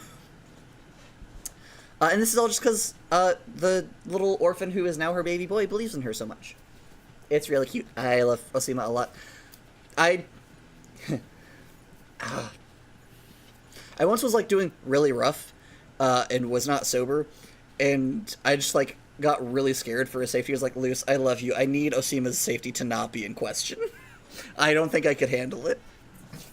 He's so precious. I love Osima so much. He's just, like, the sweetest little boy. I love him. Anyway, so her funny little god armor, she has, last session, she maxed that out. So now she's basically a god twice over? Because she's already a god. Because they saved the world, and the god, and, like, basically the previous gods, which had been, like, their souls had been, like, locked in stasis by Lolth, and corrupted and twisted into, like, this weird plague. Which we ended, and then they gave the party, basically, what's left of us at this point. Their mantles. So one of the party members became the Eternal, Irie became the Sufferer, and then our third NPC ally became the Creator. And so she's already functionally been a god technically for a while, but now she's, because of that mantle, which she has now, like, as of, like, a couple sessions ago, they finally have, like, full, like, not full access to, like, full understanding of how their powers work, per se, but, like, they now have access to all of their god powers. They had to go to the center of the world and basically get the world's approval, more or less, to put it simply. I love how that's putting it simply. Anyway, so she's a god because of that, but now she's also a god because her armor, which is powered by how many people earnestly worship her and believe in her, is also maxed out now, which is great. It means that once per 1d4 weeks, she can cast Wish for 10 armor charges without using a spell slot. Just 10 armor charges, which, to be honest, that's a lot. That's half of them. So, like, that's not nothing. So 10 armor charges, Wish. And then, you know, I cannot do it for... It's either 1d4 or 2d4 weeks. But it's just... I'm so incredibly pleased. I will say, we kind of glossed over it because, like, we had a lot to get through. But I am going to, I think, take some time out of next session and be like, hey, I would like to, like, kind of just address a scene that we kind of glossed over, which is Irate fully becoming a fucking god under her own power now.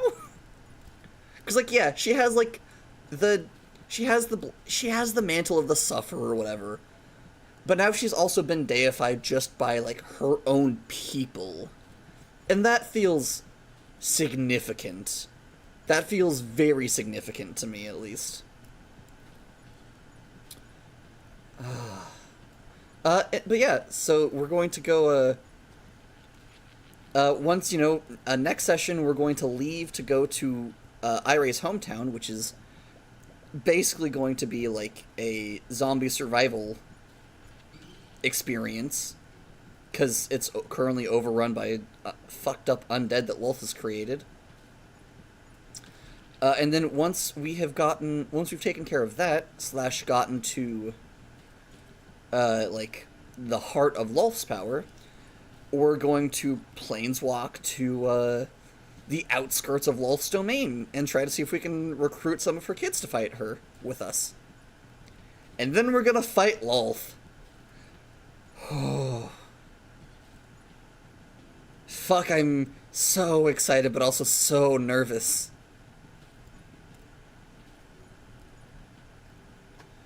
Oh. I want that bitch so dead. I want Lolth. The fuck thing is, we're not even gonna kill her. That's the... Vengeance versus the right thing to do. Though I guess the right thing in this situation is a bit of a... up to interpretation. The best solution we have come up with... Oh, we could turn her into a mortal. In theory. That's an interesting thought. But I've already made the promise, so that's a little late to try that approach. Hercules her. Well, movie Hercules her. Instead, what we're going to try to do is Irie's basically going to try to give her therapy to be less of a horrible bitch. And if she gets better, wonderful. If she doesn't, then she's not leaving the funny little ball. Because Irie basically made a master ball that's designed specifically to catch Lolth. It's basically like the MacGuffin for the how do you want to do this once we get to that point. Because, I should probably finish designing that entirely first. So the promise is this little pendant. Well, currently it's a pendant. I think once Lolth's inside, I'm going to have Irie replace one of her eyes with it. Because body horror is fun. But the promise, you know, it's this little pendant that's like a... Well, it's literally... So... body horror warning. Some fucked up cool things of making things out of body parts. So, Irie isn't like a person anymore, because she died and force of willed herself back together, but like she's now made of like purple obsidian, basically. And due to the things that formed her body, she can now... It's very Void from Dishonored aesthetic, where it's like she can like, you know, expand her parts of her body. She can like dissipate into a cloud of shards and whatnot. Very cool, very awesome. I love it so much. her, when she made the promise, because again, like, so previously she had prosthetics that she did this sort of shit with, because they were like just masses of wires that were like all bound together to form an arm, and a leg. And so she would like, so like she doesn't have, like she didn't have bones in her old prosthetics. That might be kind of obvious. Anyway, so what she would do was like, previously she had like a bundle of magic missile wands, basically functioning as the forearm bone for her, because she could, because her prosthetics are funky, or were funky. But now she can just will parts of her body to just open because she's made of rock. And it's like, when she opens the shell, you can like see the skeleton of magic inside. But she is purely like a being of like stone and magic now. It's wonderful. It's horrifying. I love her. And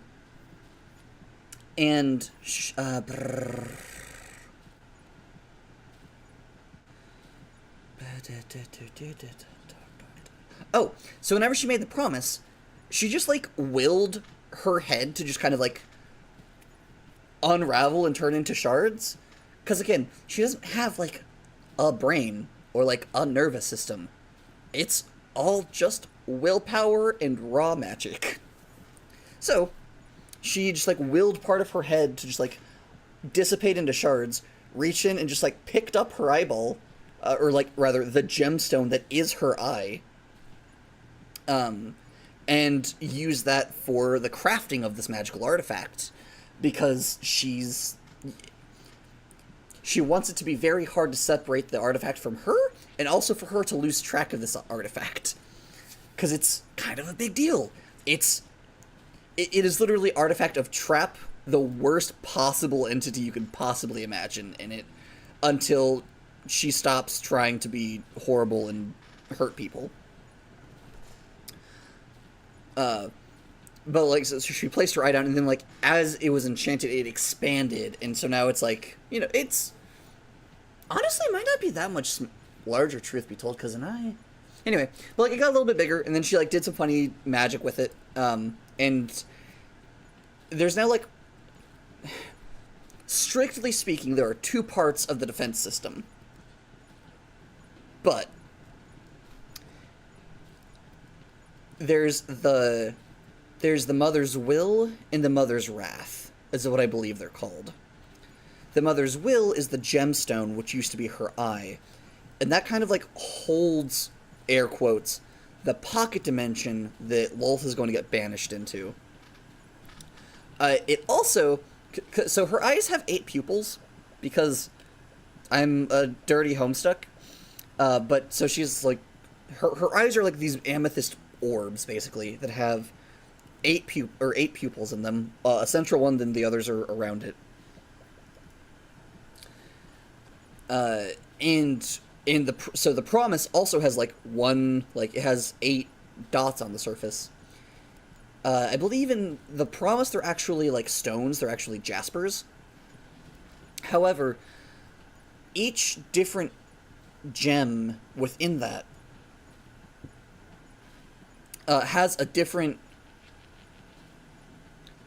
if I remember right, each of the eyes basically acts as a containment cell that if people try to open it can either like trap them in there, or oh no, I move too fast to pick shit up unless I'm firing. That is hilarious, but also a slight problem. So yeah, so either like the if you try to open the promise and you don't know what you're doing, one of the little things can either trap you in it or set something loose, and it's generally like has some nasty things in it. And then also like if you get into the dimension, it's bad. Like, to put it succinctly, it is not meant to be possible for anyone other than Iratolin to fuck with this artifact at all. Like, even if you, like, manage to get into, like, the inner dimension, you still don't have direct access to Lolth. The closest you can get is essentially a... You know those, like, visitation mirrors and, like, security buildings and whatnot? Where it's like, hello, there's, like, you can't just, like, meet, but, like, so we have, like, this divider. Something like approximating that, essentially, is in the final room, but it's more like a window to a different... it's not even a window. It's more like... it's more like a live stream, essentially. You basically get, like, a screen that you can then communicate to Lolth through. But it's still not like you actually are seeing her, or, like, actually close to her. That... There is no way to access the dimension that Lolth will get banished to directly. That's... just part of the enchantment, is just that is not a possibility. But like if you go into the eye, like you're immediately beset with like 4 different black holes that each hit you with like different kinds of damage, and like if I remember, like the final door hits you with like 9th level disintegrate rays or something. It's just, it is gross. It is very like you should not be here. Oh, right, and it's like, every room you manage to get through, you have to make a wisdom saving throw, DC 27, to, like, resist this, like an enchantment to leave this place. In which case, you would have to then start all over again. It's a convoluted thing. Oh, yeah, it's also, like, every single room forces you to experience the suffering that Lolth has inflicted on others from the perspective of her victims, essentially. Just to, like, really drive home why this artifact exists and what this person is fucking with if they manage to get inside.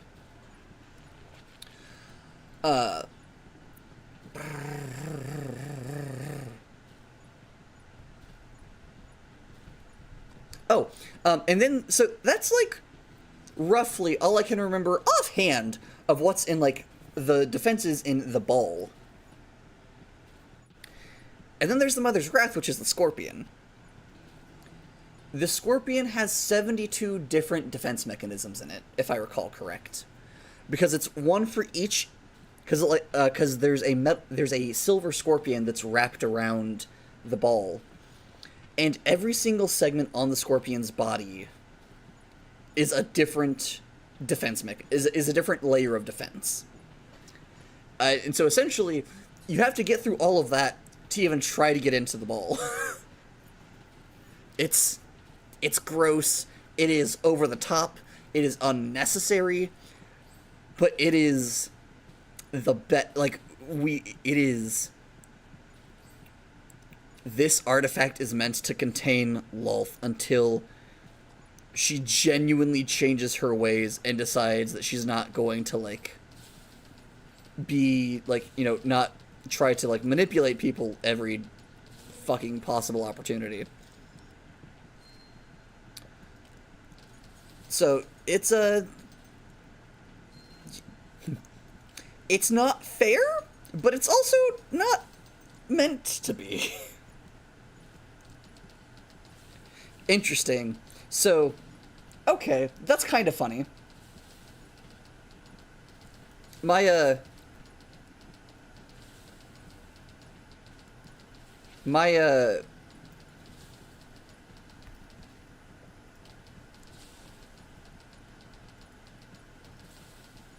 god, oh no, I can't, oh no.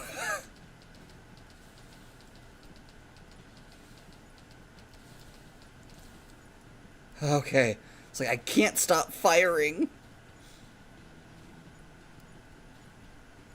Never stop blowing up. More like never stop shooting gun.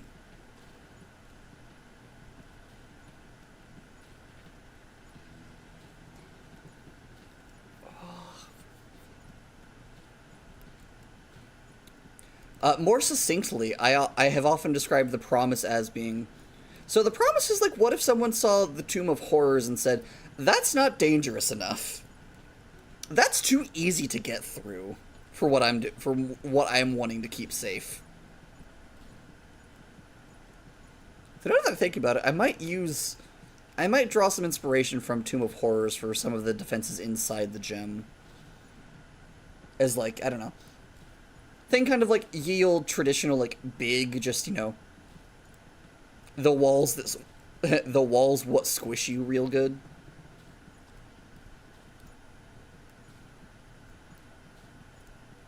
One of, like, I forget, oh right, if I remember, the first defense is simply, the scorpion stings you and tries to knock you out.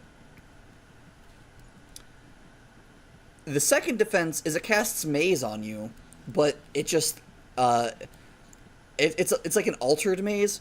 It always sends you to the exact same dimension that it sends other people, and you're in there until you can find your way out. And the DC is Iray's spell DC, not the normal DC 20. It is very not nice and very not fair. I will say, Iray probably will, like, check in periodically to make sure that, like, more or less innocents haven't somehow managed to get banished to, that maze location. That's the thing, Iray doesn't want to hurt people. She just wants to take care of her people and make sure everyone's thriving. And admittedly, that's now what she wants for the whole world, because now, well, she is now in charge. She's now one of the 3 people in charge of the entire fucking world.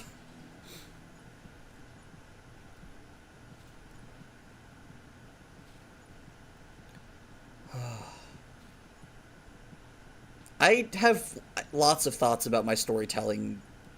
I think a lot about, like, my storytelling things. I think so much about them. What class are you currently playing in D&D? Mine is a fucked up weird death cleric.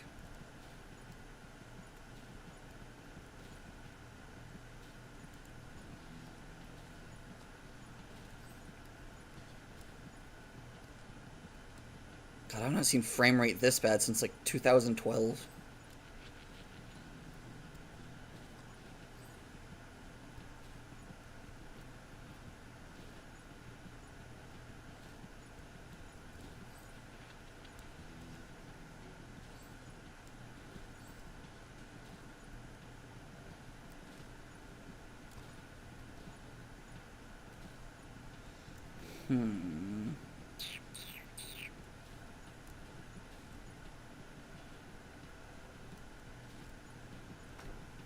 I need hydration.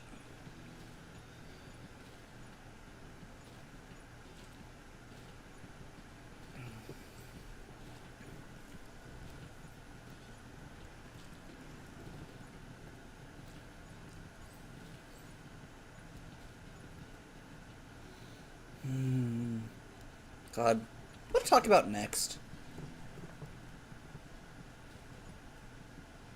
I might just go back to rambling about my world, because there's... Oh, there are so many things.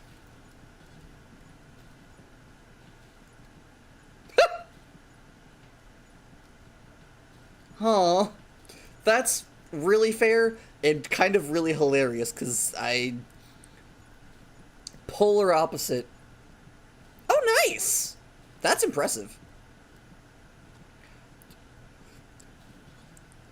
It would be very entertaining for this individual and Irie to have a conversation, because Irie used to be a Clairlock, cleric and warlock, before Lolth decided, before Lolth tipped her hand. And also was very, kind of the exact opposite of, yes, I have great magic at my disposal, and I will end you if I need to. It's just, the two different, The two very different ends of Warlock meeting would be really funny.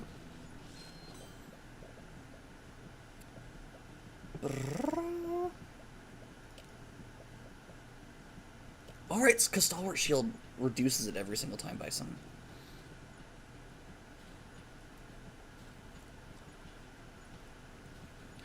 I will say, one of the things I think took the most restraint whenever I was world building is not making Iretalin one of the gods. I don't know why. It just was like, I don't know. She is enough of my Blorbo. I don't need to make her one of the gods of my world as well. God, I need to hydrate better. My voice is cracking. Also, I'm just now realizing that my scythes are moving so quickly they don't appear to be rotating around me at all. They're just spinning in place. Oh, that's really cute and really unfortunate. Okay, I changed my mind actually. That, your character should meet my character Catan. TLDR, small child, horrible parents, or horrible human parents, was, left alone as per normal, accidentally summoned an elder demon, accidentally summoned the original shadow demon, who was so appalled by, their living state that he adopted them. And so now, just, tiny little 9-year-old tiefling, whose shadow sometimes blinks at you, and also can grow into, a 10-foot tall shadowy gargoyle. Though also, Guardian is very chill as far as demons go, though. He's very more, they're very more my speed of demon, where it's like, hello, yes, I am a demon, but I'm mostly here to just chill, vibe, end those who harm my loved ones, and have a nice time. I don't really want to hurt people if I don't have to. Just be like, two very different, two very different paths and experiences of, I'm a child who befriended a demon more or less on accident. I love Catan so much. I actually, kind of consulted some of, I consulted, a Jewish friend of mine for part of the character creation, because I had a fun thought, but I wanted to, check if it was okay first. Catan's full name is Katanisha, which, is a twisted, intentionally, twisted version of how you would say little one in, or how you could say little one in Hebrew. The thought being because demons were first described in our world in Hebrew, and Catan was originally more in, was meant to be in more of, an area that was more like our world. And so I thought it would make sense if, the language that Guardian spoke was Hebrew, just because, he is the first shadow demon. And my friend was like, oh, that's dope as hell. Do that. I love that idea. So, I went with it. But yeah, I was like, ooh, I have a cool idea. Hey, is this cool if, you can tell me better is this okay? They were like, yeah. It's I can't make that judgment, because I have no connection to it. God, I also have great news, which is that Catan is doing much better now. I actually played Catan in Iray's campaign for a while when Iray was dead.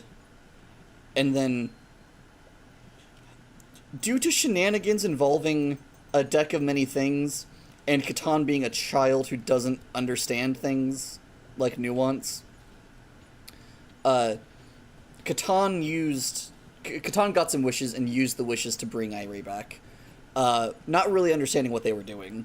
They were just like, well, they keep mentioning that they need their friend, and their friend gone, so if need friend, and I could bring friend back, I have wish.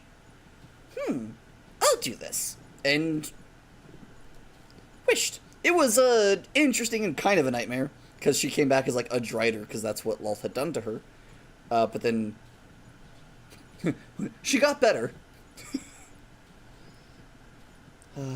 Oh, the scythes are very, very slowly moving around me.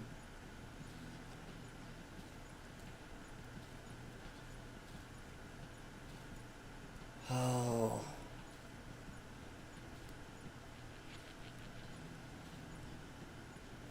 God,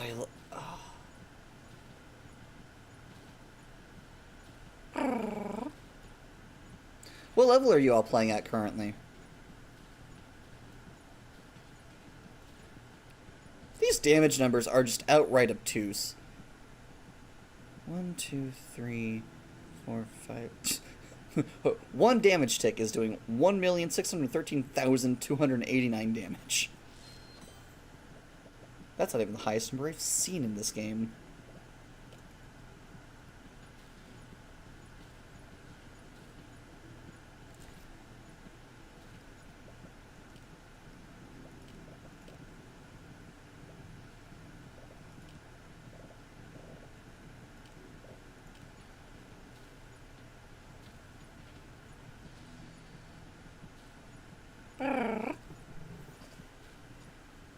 Oh, I see. Congrats! Irie's campaign has been going since, like, 2018 sometime. So it's been going a while. We are currently level 19, and the DM has told us we're going to hit level 20, like, right as we, basically, like, we're going to arrive, talk with the Dark Seldarine, and then hit level 20 and go fight Lolth. Yeah, no, you gotta deal with local problems first. Oh, what a fun time. Though it's kind of funny, because Irie has been like, I'm gonna fight Lolth! Since level 9. Like, had Lolth just, like, rocked up and, like, challenged her, Irie would have died horribly, but she would have tried to kill her.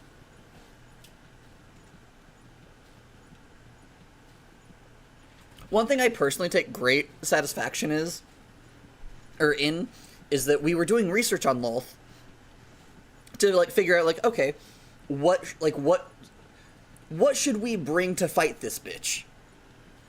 And part of the research yielded, so normally Lolth is immune to necrotic damage as a god of death. However, also being a god, any necrotic damage whose source is Irie will get through her resistances. And I'm like, yes! Because Irie mostly does necrotic damage. Her primary attack is, it's like Eldritch Blast, but different, and also necromantic. It's called Death Bolt. And instead of beams, it's just a single bolt that deals a shitload of damage. However, at the current level that we're at, we have something called Extra Cast, which, if you watch Crit Roll, is very like Spelldriver. The main difference is it has to be 3rd level or lower instead of 2nd level or lower. Also, it can be an action or a bonus action spell. So Irie can just very easily, like, double beam somebody if she so wants, if she so chooses. And then if she goes into death form, it also starts to steal life, which is great. God, killing Irie is such a bitch. Because she has, like... she once... Oh, a Dracolich once tried... Like, a Dracolich once used its breath weapon on her, and she didn't give a shit. Because she was in death form. She was in death form and in avatar form. So that means that she had immunity to both necrotic and poison damage. And those are the 2 types of damage that a Dracolich's breath weapon does. So it's like, and I was like really the only PC that was hit. And so I'm like, so the visuals on this is just the Dracolich breathes this just torrent of death and poison on Irie. And Irie's just, it dissipates. And Irie's just standing there looking utterly nonplussed with a raised eyebrow like, you finished? My turn. I don't know if she killed it immediately afterwards. I do know that she killed it in a really dramatic fashion. which was she cast Inflict Wounds at a disgusting level, because she has a thing from, I believe, Death Cleric that makes her, her necrotic damage ignores resistances. Casted a really high level and got the how do you want to do this? So she shoved her hand basically through the Dracolich, grabbed its spine, and pulsed the spell through its entire body.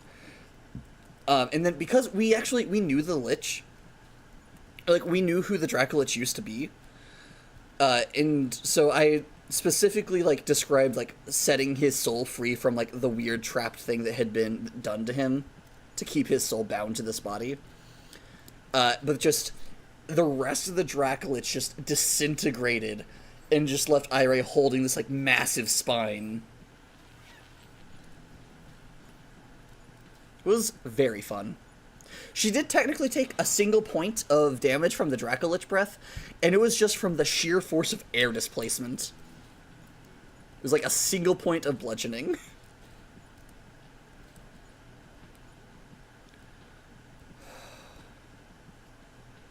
Oh, Iratolan, how unstoppable you have become.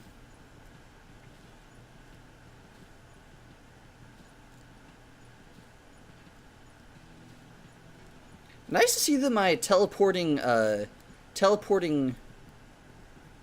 spears build is very viable, as it turns out. Yeah, I love her so much. I could also explain why it's so hard to kill her if you would like, because it's convoluted, but I am very entertained by it.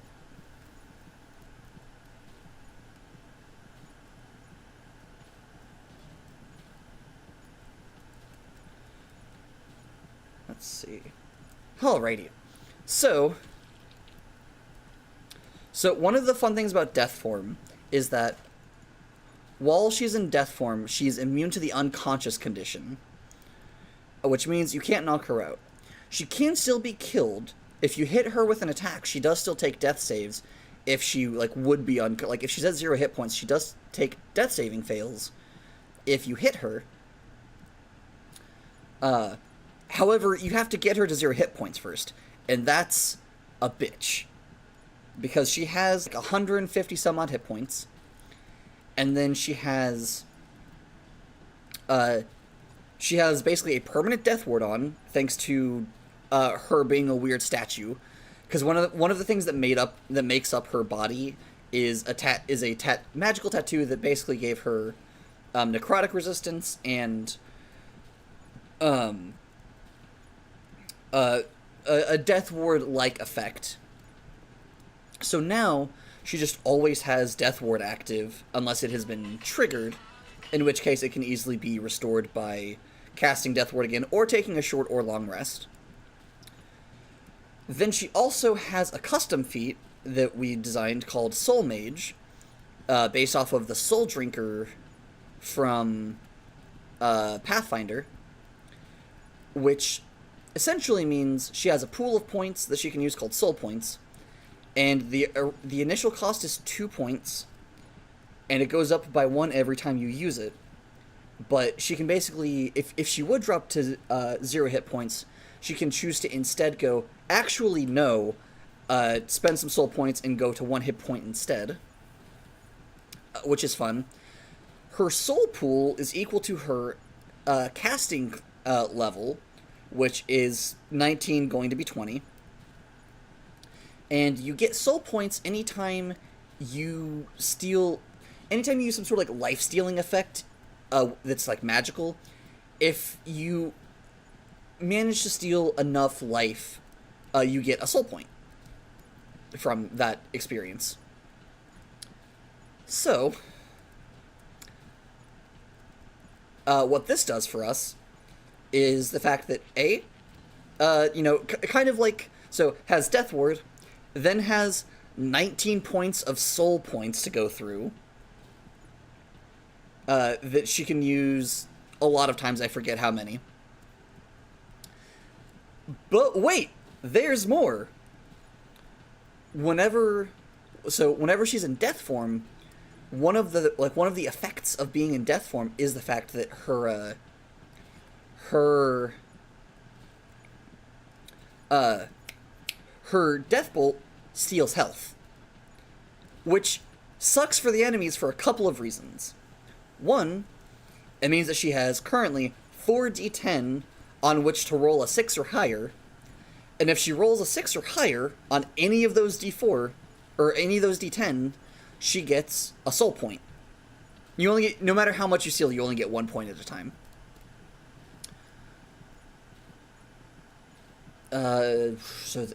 So there's that she can regenerate her soul points in combat to where she can use that more times if she really needs to.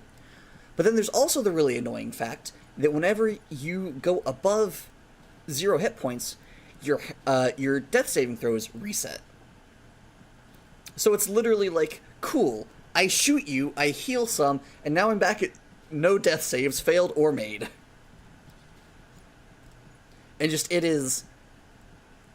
My gal is not... Look, she has long stated that her goal is simply... Or that her designs are to look after her people and take care of them, and ensure that they are safe. Part of this entails making sure she's around to do that. So she has made herself very hard to kill.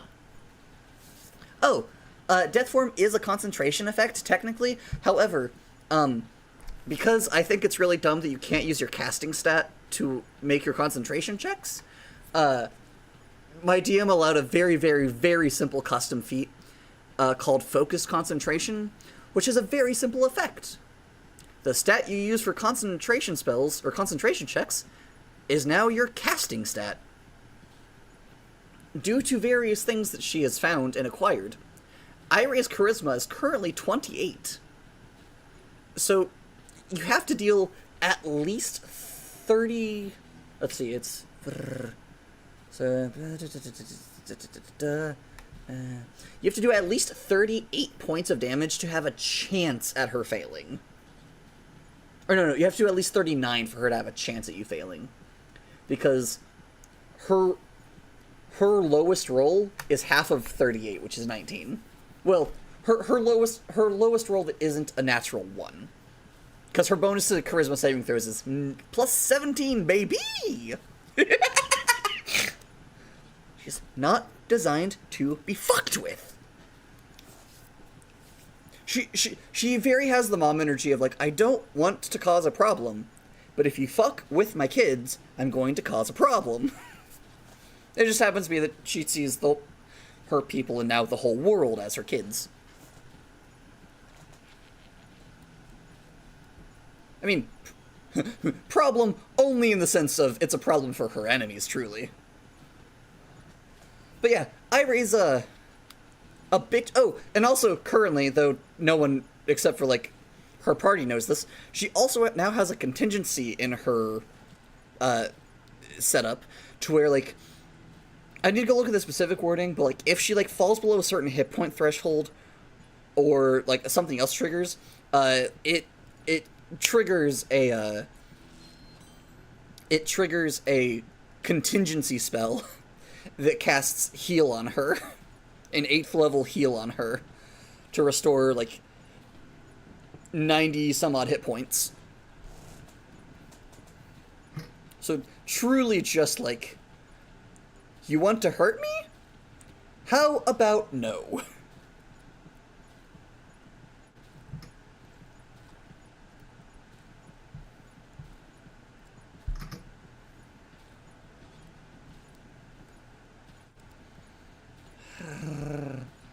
I love my fucked up little eldritch horror of a god.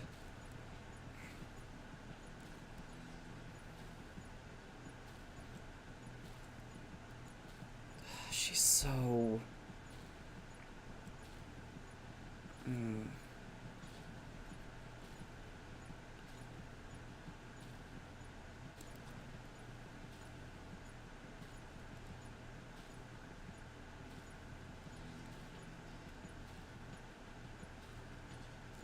Oh, I forgot about that. That's slightly irritating. Uh, okay. I am going to futz with some things. Because I just remembered that... Gosh, that didn't even help at all. Well, I forgot about a slight issue, which is where the timer also only, like, if the game is chugging, the timer ticks up slower as well. That could be... That's a problem. God, making it smaller did not do jack or shit or diddly.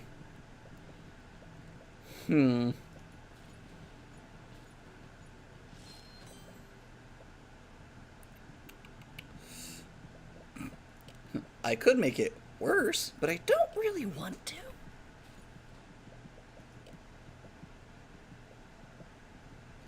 Yeah. Also, welcome back, baby.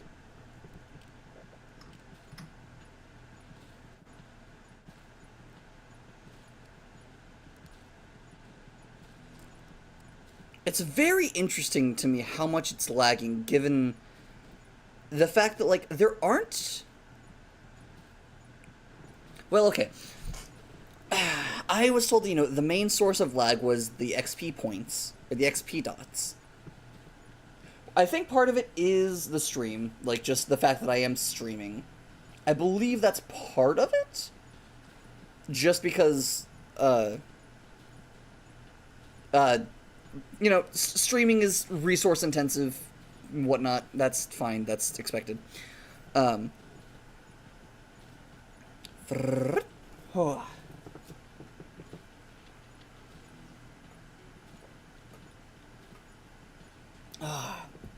Got it. So about 4 hours.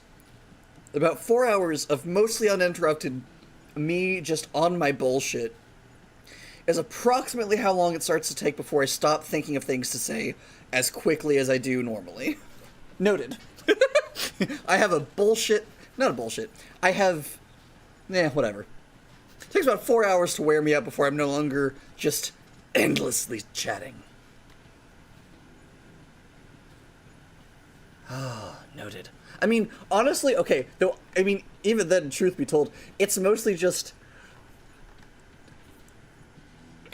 Would people like to keep hearing about my fucked up little silly fantasy setting? Because I could ramble about that truly, truly endlessly. There's so, like, if I were to keep the stream going until I ran out of things to talk about my world, Natalie and I would be in bed before I was done, like, tonight, before I was done talking about my fucked up little weird world with all the weird little intricacies I've already planned out about it. World setting, whatever.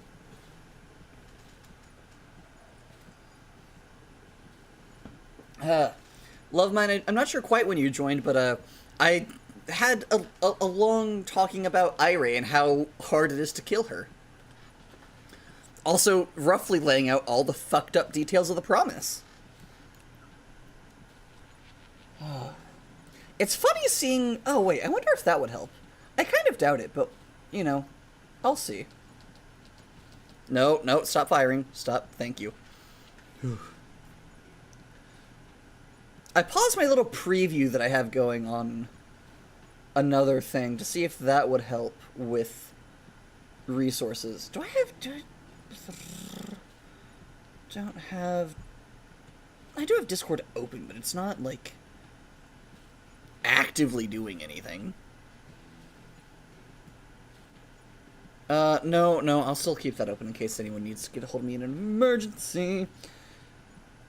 I like checking, I'm just like, do I have anything open that I could close to make this easier on my computer? The answer is, not really. I guess I'll close... Okay. Note to self, don't close this Firefox window when I'm done. Make sure to restore the other window. That does not appear to have done Dick, Diddley, or their cousin Squat. But say, Livy.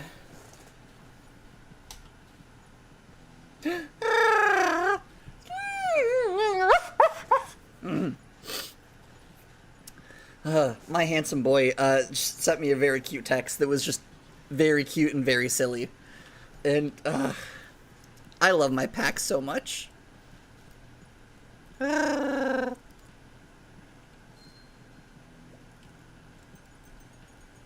If chests could stop giving me speed-related things, that would be great. Although, you know, something that does sometimes help. I'm just gonna take off. Actually, I'll wait till you're done dropping XP dots. Alright, now I'm just gonna take off. Because I don't know why exactly, but I have noticed sometimes, it has helped to, like, leave, like, to go far away from wherever I was previously doing stuff. Though that said, it, doesn't seem to be doing much.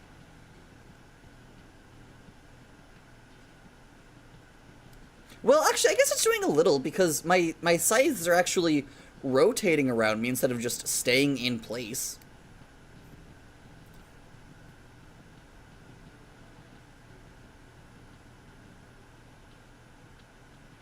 Yeah, because there's like a whole... I mostly kind of realized the discrepancy because I realized I was like, wait, hold on. 18 minutes, or like 180 minutes. Hold on, let me make sure I do my math right. Yeah, I was like, 180 minutes, that's 3 hours. But the stream timer says 4 hours and 9 minutes. And I realized the discrepancy is because of just, like, the timer going so slowly due to lag. And I'm just like, how can I fix this? Because that is a bit of a problem. Nope, you popped at the wrong place, buddy.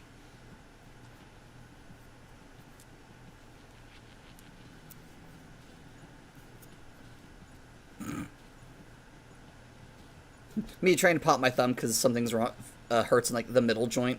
My thumb pops at, like, the base joint instead.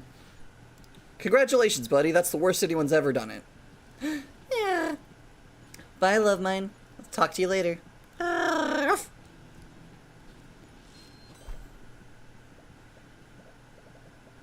Oh, that's one thing I can talk about. I mentioned earlier, like, I have, like, a truly AFK build that uses, like, firing, actually. One of the weapons is a sword. And the sword's nifty thing is that, you know, it shoots by shooting out a sword beam. Mentioned this earlier. And then whenever you reload, you swing it around, you do a really cool spin attack. That has, like, a very, very big AoE. And there's a build that I have done that is quite fun, where the main concept is you want to actually get as many things that reduce your maximum clip size as possible. Because what you want to do is you want to, essentially you want to always be reloading. So Tomes of Summoning and Tomes of Summoning and Mini Clip are your friend. Mini Clip is admittedly a little bit less your friend because it also increases your reload speed, but it also does decrease your ammo pool, which is the main goal there. Because if you can get your ammo pool down to, like, 1 or close to 1, then you'll, even if you do actually manage to successfully reload, you'll, like, you know, you'll be expended after a single shot, which would be helpful for that particular purpose. I'm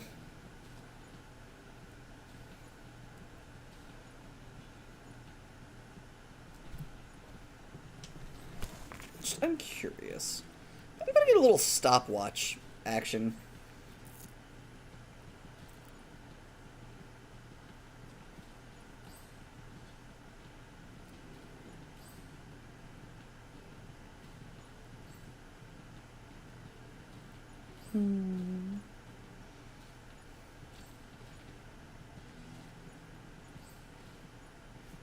Let's see.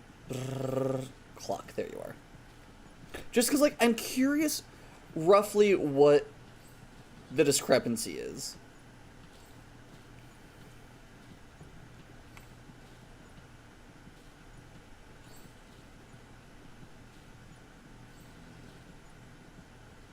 Okay, interesting. So it's like a good... Ooh. Yeah, it's a good, like... Interesting. So, like, just to kind of show you the, like, the discrepancy between things. Aww. I'll have to read that later. But, like, I started this timer the moment it hit, 191 minutes. So it started counting up at the same time that it started counting up from 0 as well for this minute. It started at a discrepancy of around, like, a second, a half a second or so, but now it's fully, like, almost a full 30 seconds, like, ahead of it, or, yeah, it's, like, a big chunk of time ahead. I need to contemplate what I want to do with that information. God, you are barely holding on. This phone case is ancient.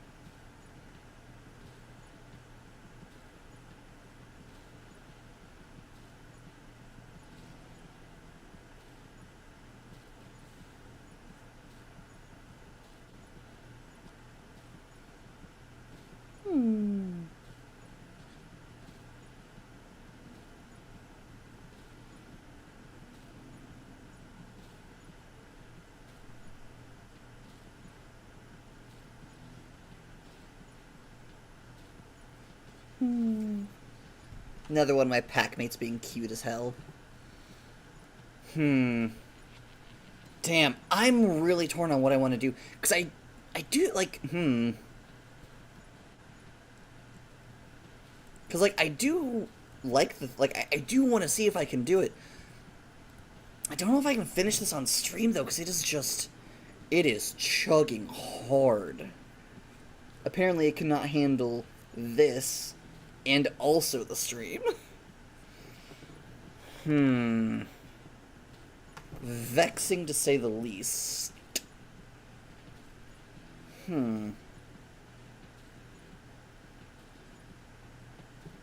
I mean, at least it is...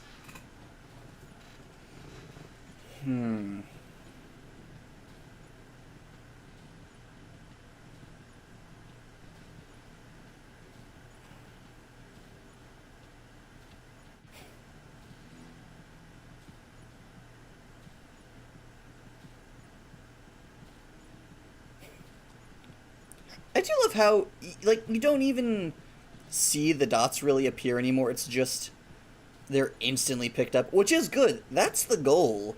That is, like, that is part of the entirety, like, the entire base idea of this build is pick up things as fast as possible.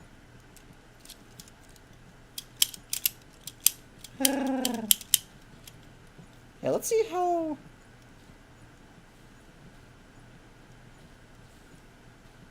I mean, honestly, it seems to still be staying just... Like, still very slow, but approximately the same speed now as before.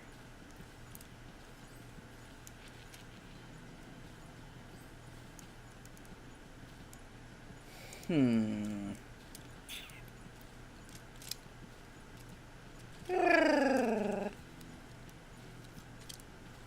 just love these little guys so much. They're so cool. And it might be just because of, like, when I, like, was, like, just how old I am. But, like, what? Like, Bow Rock are just one of those things where I'm just like, it feels so very uniquely Bionicle. The closest things that I have seen to Bow Rock are Bakugan, and I wouldn't even classify them the same at all, actually. The only similarity is that they also turn into Ball. But Bow Rock are infinitely cooler. I'm also just like... So I love attention to detail so much. It's like... I love attention to detail so much. I can never see these little pieces that make up the, like, part of, like, the frame of, like, the Bow Rock's head, like this black piece right here. I can never see it and not think of the fact that that's part of the Bow Rock head, because it has, like, don't get me wrong, a lot of these pieces are very detailed, but, like there's lots of, like, different, like, interesting little grooves and like, flourishes and interesting little things that, you know, they do that make Bionicle so charming, or made. Glares angrily in the direction of Lego HQ, wherever the fuck that is. I have such very strong opinions about how Lego treated Bionicle. Setting those aside, though, but, like, so, like, there's, like, lots of different, like, parts that are very detailed, but something about the fact that this part has, like, that little, I don't know if it'll show up on camera, but there's this little part that has, like, it has, like, piping detailed into it.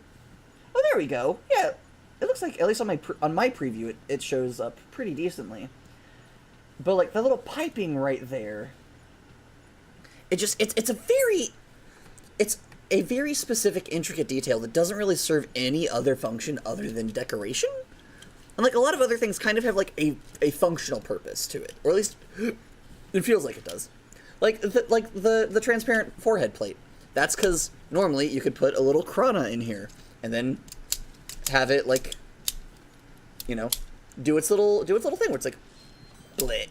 Oh, come on. Do the thing. Bleh. There we go. Thank you. But, like, I mean, obviously, this is, you know, saying that this is a Bow Rock face shield is like saying that, you know, Kanoe Krakan is a Krakan. Like, of course that's, of course that is what it is. But, like, I don't know. This just, like, isn't, like, a very, like, there's nothing about this that uniquely marks it specifically as, like, a Bow Rock piece. Like, it's not as, like, identifiable as, like, you know, like, the shield or, like, the Krana or whatever. But I can't help but see it and think of the Bow Rock every time. Maybe it's just a me being autistic about things thing, but I don't know. I think about it and it's really cool. My little buddy. Keeps my desk safe.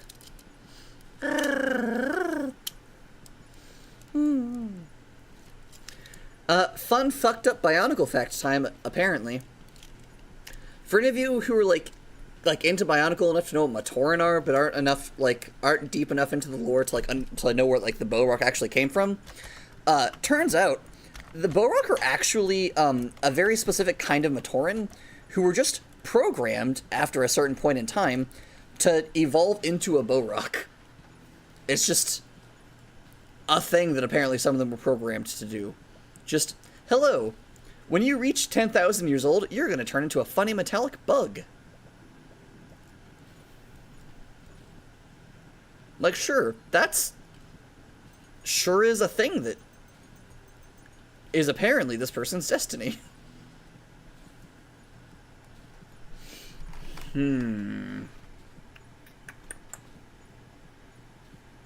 Okay. I think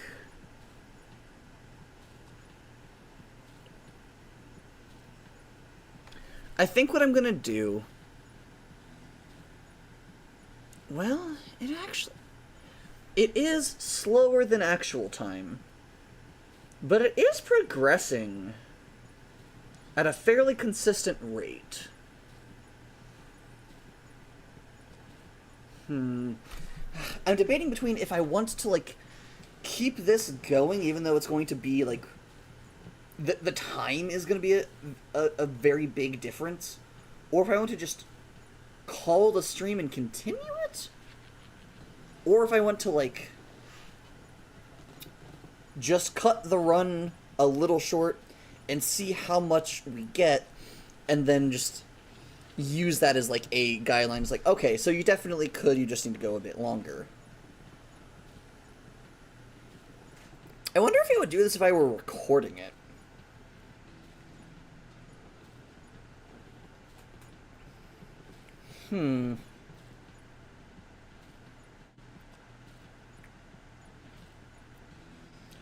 Actually, I'm going to mute for a second.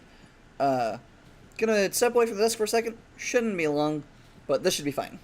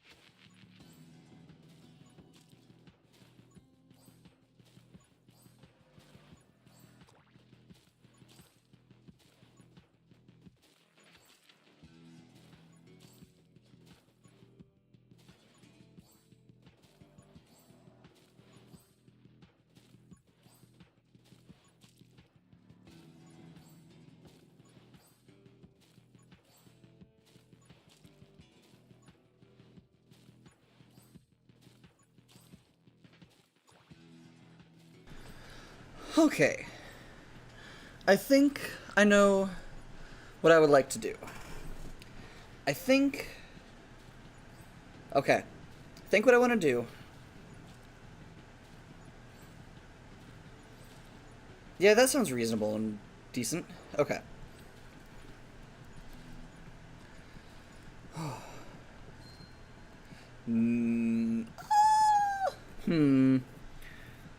No, I don't want to risk making it any laggier. I am curious if this might just be due to the insane summon speed.